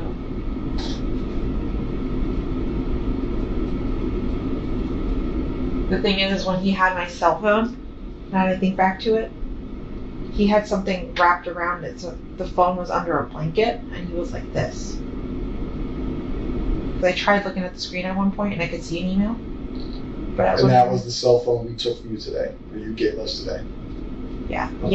Can you guys tell me if this is true? Because I recall a family member telling me something, like my sister. Was the last thing searched on it Amber Alert? Her cell phone has Amber Alert searches in it, but I looked through her cell phone last night. I do believe that she may have been clicking on links for Amber Alerts that came through. I don't think she was actually searching them. Okay. They could have just been links she clicked on. Okay. Because I wasn't sure if that was him Googling on her phone about Amber Alerts or if that was her. That we will never know. He is not obviously cooperating. Can you guys explain what happened yesterday? Before that, I need you to continue going with me. Yeah. Where are we at? Suspicious utilization of your phone. Of the phone, him disappearing multiple times, him disappearing to Northport. What the hell is he doing? That is suspicious. I mean, now that I know that that's where he went, that is suspicious as all fuck. Why did he go to a storage unit facility? What was he grabbing? What was he trying to dispose of? Or what was he trying to hide in the... That to me is suspicious. Do you put more weight on that than 192? 192, no, that's 192 would be... Something happened in Northport. There'd be no reason he would Do take... you understand what I was asking with that phrase? Putting weight on it? Like, do you feel like it's more suspicious what he was doing in Northport versus 192? I don't know which one's... I don't know which one is more suspicious to me. They both... 192 seems to me like the easiest place he could have dumped her or like figured out where to put her. Unless she was in my trunk the whole time and he went to Northport. The trunk of your car? Yeah. Didn't you drive your car at some point? Did you guys sit in your car at some point? I did. So that's what I'm saying. Like, I would have probably smelled something, but I didn't. So I'm just trying to think. I'm like, did he stash a body in Northport? No, I don't think so. He was probably hiding something or destroying something. So I guess 192 would probably be the most important right now. Her being in your trunk is oddly specific. The only reason I say that is because from what you guys have told me, he went directly from the hotel to Northport. I don't think he made any stops anywhere in Kissimmee or anything first and then went to Northport. All we know is what we can piece together through accessible cameras and data. So his movements, his driving patterns, his actions, we can only 100% say what they are if they're on camera. Okay. So we can say he went to Northport because the car was in Northport, where he stopped, where he went in between. That cannot be factual from us if we don't have a camera. It can just be an assumption, which is why I want your assumption, because you know him, I don't. Yeah. If I fell asleep at 3:30, 4 o'clock in the morning,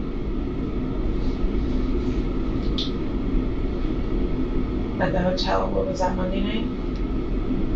Tuesday night? One of them. I was trying to think, like, could he have had time to stop somewhere, wherever he stopped her, and then took her to Northport? I think he had time. Has he cleaned your car since it came back from Northport? Has he brought it to a car wash? Has he detailed it, paid somebody to come out? No. Because you, through your, we call it a fiction novel, you pieced together what you think happened based on a suspicious activity, and you ended with, you think he put her in your trunk and brought her to Northport. Yeah. I know I asked you to make assumptions, but now I want to know why. Why is that how we finished this? What is in your mind leading you to believe that is the ending of the story? Because 192 seems like a really busy strip, and I can't think of anywhere immediately, like, other than going deep into St. Cloud, like passing St. Cloud, like going into Holapa or Harmony, that I could see some stashing the body somewhere around there. But Northport has so many wooded areas, and I feel like, I don't know, he would be familiar with both areas. I just don't know him to ever drive down 182 super far down, like into St. Cloud. But I've known him to drive around all around Northport. But see, I don't want to say anything and like lead you guys down to Northport to do a search and nothing's there. I'm just We're gonna thinking, go everywhere. You're searching woods right now, or she's not? okay. I just want to be like, I know you guys are like looking at me for the details, but I'm like, I don't want to send you on a wild goose chase. You know him better than us. You gotta really think. There's something I can think of. Where do you take her? I'm going blank. I have no idea. I feel like you're becoming emotional right now. I feel like you want to tell us. No, if I knew what to tell you, I would tell you. If I had the truth, I would tell you. I don't know anything. Jennifer, where do you think you took her?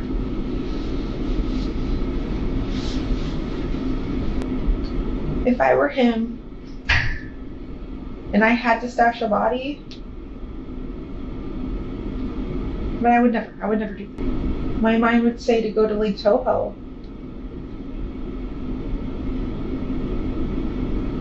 There's a lot of woods there, there's a lot of gators. I don't want to think about though. No, I know. I just don't want to think about him getting eaten by gators.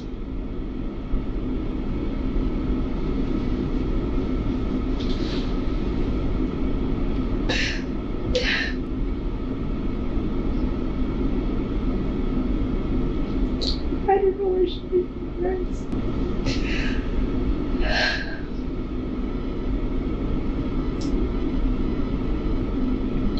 Like I told you, there's going to come to a point where we will. Like, the Volusia County Sheriff's Office just found somebody the other day that's been missing for a long time. People get found. Sometimes it's quick, sometimes it's not quick. I'm hoping this situation is today, tomorrow, Sunday, but we will find her. What you need to think about is, when you find her, is there an opportunity or a chance that we are going to prove that you did not assist us to your full capability in this investigation? And if that is true, you need to think about the consequences of that. Consequences of hindering a murder investigation or a capital sexual battery investigation could be punishable up to probably the same charges, the same time in jail. I know you know that I don't believe what you're saying, and I know you know that I think you prioritize Stefan, but do you prioritize jail? You see what I'm saying? Like, if we come back and prove that you sat in this room and misled us, No. that you didn't lead us in the right direction, or that you assisted, or you acknowledged, or you knew, You're getting warning from jail. If I knew anything, I'd swear I'd tell you. He hasn't mentioned. We haven't discussed this. I had no suspicion of anything. He did not tell me any more details of where he went that day other than those shops that I had mentioned.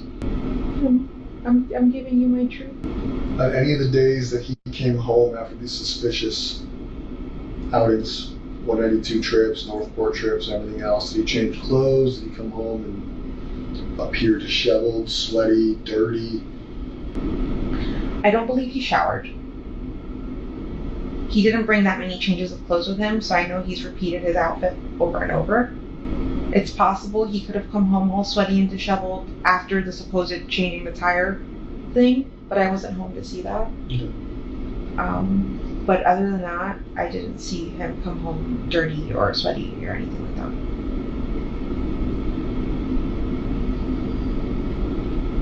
Did he do anything he normally doesn't do within the house around you? No. He was acting very normal, sitting on the computer chair, chatting away with me, talking about updating his phone.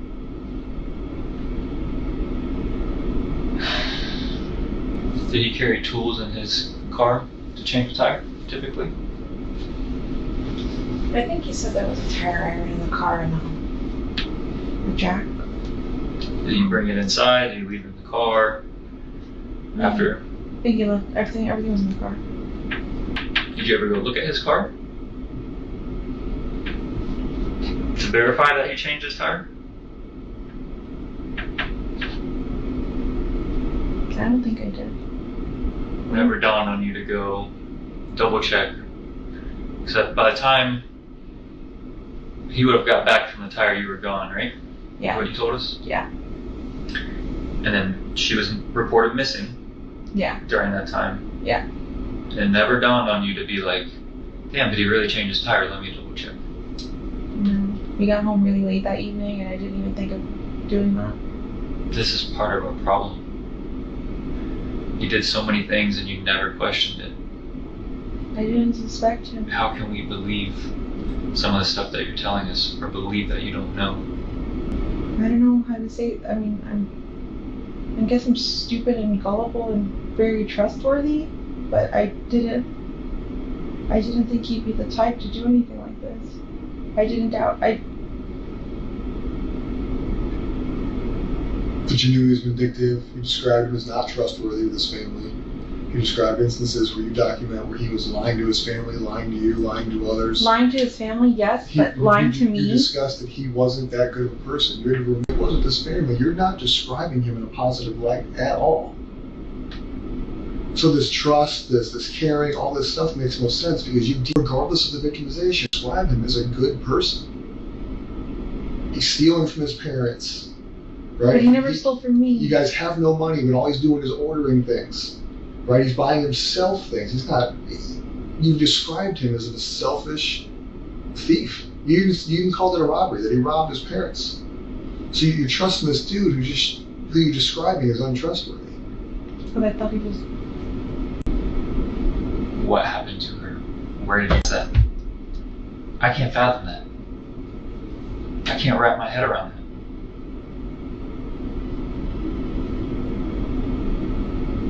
I think I only asked him if he took her to school. When I called him and told him to come to the office, I asked him if you dropped her off at school, right? Because she never made it. And he said, yeah. And I was like, she never made it. Where did you drop her off? You guys sat in your car Tuesday night when I was out there. I was out there at least 4 hours. Just you two in that car. Yeah. You can't tell me you guys did not have any conversations about this. There's no way. A reasonable person would have been questioning him. You were the last person with her.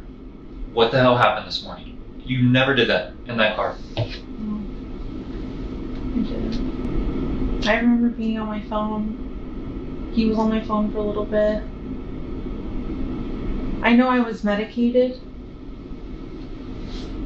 And I was just zoning out. I wasn't thinking anything of anything. I never asked him. Just asking him that one time to me was, if he took her to school, that was enough answer for me. I don't know. I just wanted to not think the worst, I guess. I don't know. But I just didn't think he did anything. Now I know. But then I didn't. I was still believing everything he was telling me. Juvenile robbery suspects utilize the excuse of, I was high on bars, I took Xanax, I was blacked out. Right? Every juvenile robbery suspect you interview, I was, in your words, medicated, in their words, high, incapacitated, drunk. It's an excuse to avoid admitting what happened. When you say you're medicated, I can't think of an amount of medication that will numb you so bad to numb the fact that the investigation is occurring right in front of your face, but you're missing. So being medicated is just an excuse to avoid answering why you didn't discuss with him what happened. It minimizes your guys' interaction by saying you were not fully coherent. But the person I know who can sit in a car and watch a bunch of detectives and crime scene investigators and everybody else search her house, seize her house, and be so numb that somehow is not ringing bells, is not overcoming the power of this little medication. There's no way. The human body will overcome that in a big situation. You didn't take enough medication to numb you of the reality of what was occurring. I mean, there's no way. Unless you were fully incapacitated, there's no way you were so numb that everything he described to you, everything I described to you was not in the forefront of your mind. You weren't numb. Just like these robbery kids weren't blacked out. They weren't high enough to not remember the robbery. They just don't want to talk about it. No, it wasn't clicking. It didn't click to me. Like you guys telling me like it wasn't as obvious, like this and that. I still believed the story he had told me, that while we were sitting in the car, I still fully believed everything he had told me. I didn't doubt him. I really thought you guys were going after the wrong guy. I'm like, they're wasting time. The real suspect is out there. She's being sex trafficked. That was my biggest fear, is that she was being sex trafficked. I didn't think that she would actually be dead. But she thought enough to get him a lawyer. I really thought you guys were going after the wrong guy. At that point, from the jump, we've been trying to find her.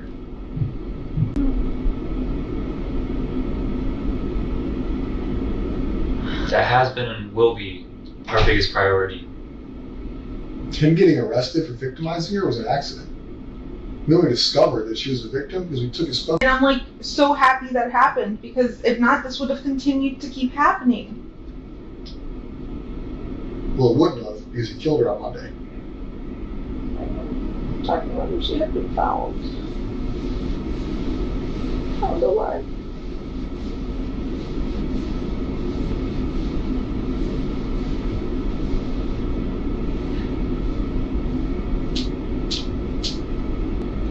There's no, I've asked this before, but there's no like map you guys can show me of like where the highlighted route of where he could have taken, to see if I could recognize anything or suspect anything. I can pull up a map on my phone, the areas you described, and we can go through it. Sure. You said House of Cards? No. House game rules. House of Cards. It's on Vine Street in Kissimmee.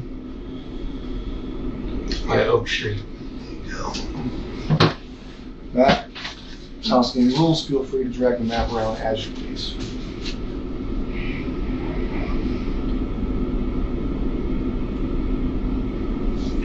That's all wooded, oh my god. And realistically, Florida has a lot of wetlands, so anything you see that's green may not necessarily be wooded, just maybe a rule, but we're looking more for where you think based off of this route, not necessarily just like the green parts of the map. Yeah.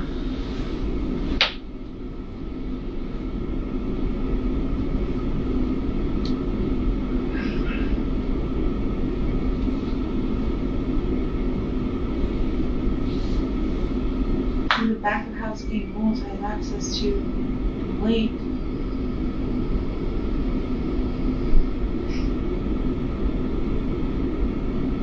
That is the one shop I can remember him specifically naming that he was going to that Monday. He said Housegate Rules. Did he make it there? I don't know. See, if we ever went down 192 together, it would typically be in this direction towards 535, towards Disney.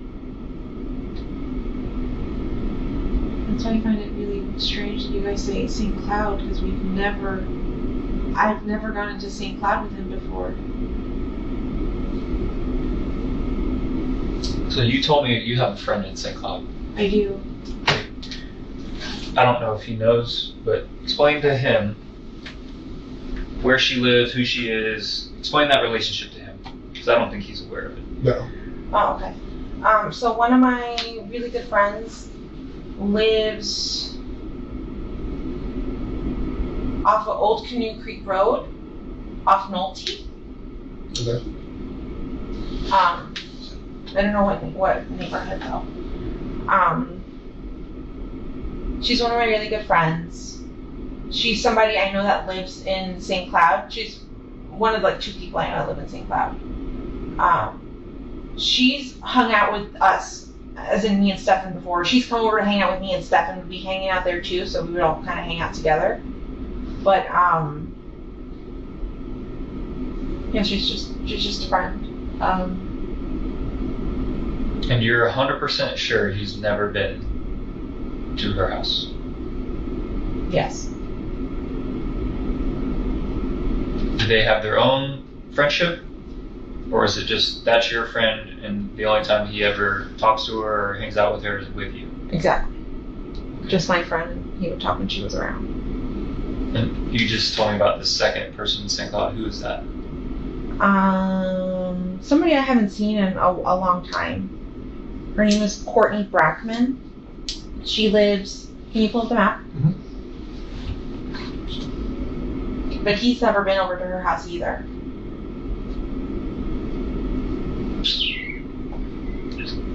Search. She lives somewhere in this area over here. Around here. Lake Lizzie to me is familiar. I would go hiking there often. There's a preserve there. Yeah, a few years ago, we would go hiking all the time with my friend Courtney, the one who lives right by there. With Stephan? No, Stephan would never come. Now, would you tell him you're going to Lake Lizzie Preserve? I've mentioned it before, yeah, when we've gone. Okay.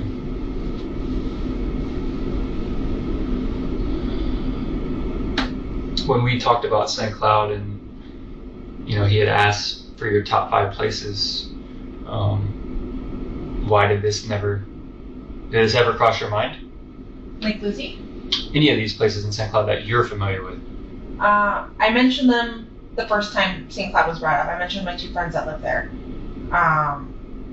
And then, I don't know if I ever mentioned Lake Lizzie. Not sure. Do you know if Lake Lizzie was special? She did enjoy going out there. Was she verbal about that? Like, did she make that known to you guys?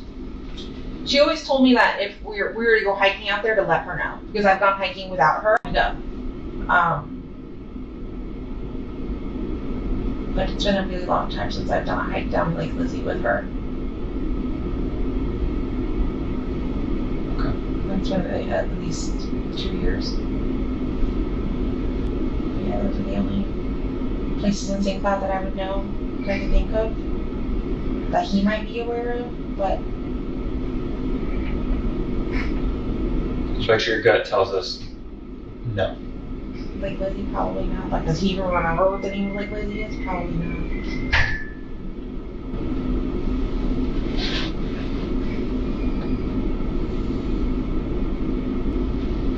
Jen, is it okay if I look up past card rules again? Yes. Was he into video games? World of Warcraft, into tabletop games like Dungeons and Dragons and Warhammer 40K, card games like Lorcana, which is a Disney card game. That's what he told me he was going to go do Monday. He was going to go look for Lorcana cards, and that's why he was going to go to House Rules Gaming. He was just going to make a few stops, and I said, why are you doing that? Why are you wasting time when we don't have money? Like, you don't have money to spend. He's like, oh, I'm just browsing. I just want to look. I want to see what they have available. That's all he said. Every time I did question him, he always had an answer.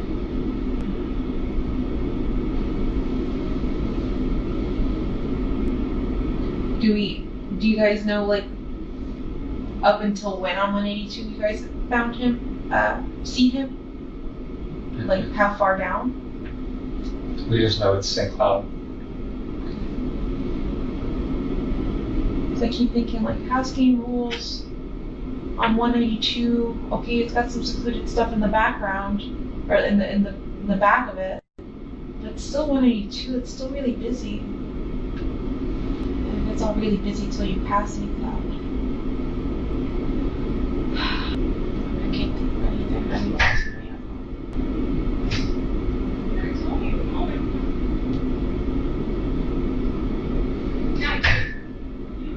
So right now, I'm pretty sure they're still doing your film. I think. How'd you get here? You're driven here? I was driven here, but my dad followed behind. I think you guys said my car might be ready. We'll verify that in a minute. The invest is still going. Yeah. Right, Stefan also is not in charge of murder. Right, just a He's sexual not, or battery. he is? He has not been. Oh, okay. He's just been charged with sexual battery. I have a couple questions for you that are going to be on record. They're going to be official. I'm going to need you to answer truthfully. Because if they determine that you did answer not truthfully, you can be held accountable for it. Make sense? Yeah. Raise your right hand. Do you swear that everything we talked about today in this interview is true and correct? Yes. Did you lie to me or the detective at any time? No. Okay. Do you currently know, or have you ever been aware of where body has been since Monday? No. Did you have any? No. Were you aware at any time, whether it be the most recent instance or the first instance, accusation sexually by Stefan? No. Okay. At this time, you do not know where Stefan went on 192? I don't. You do not know where he went in Northport? I do not. And you have at no time this week in any conversations with Stefan where he disclosed what he did? No. Okay. The story that we talked about of what at one point we discussed that she could potentially have been in a trunk on the way to Northport. Yeah. Is that information you know to be true or an assumption? An assumption. Okay. Do you have any questions for us before we go check on the phone in the car? We may not be able to answer everything, but if you have questions, we can see if we can answer those questions. It's not your only opportunity. Your only opportunity phase was you saying you swear. Yeah. Lastly, the only opportunity, you obviously have numerous detectives' phone numbers, you have numerous agencies' phone numbers, things like that, so realistically, there will be other options for you to ask questions. I don't think I have questions right now. Okay. I don't want you to think I was purposely an asshole to you. No, I know. All You're right. doing your job. Like I told you, like the sheriffs have probably reached out, you've been in communication with numerous people here. Those are my opinions and my opinions only. They don't reflect Sheriff Mina, the chief of PD, Kyle, any other detectives who talked to you. All right. I personally don't know. All right. We will be here all weekend. We will be here all night. My only hope is that you truthfully did not lie to us. You truthfully don't know where she was, and that you truthfully did not know what was happening to her.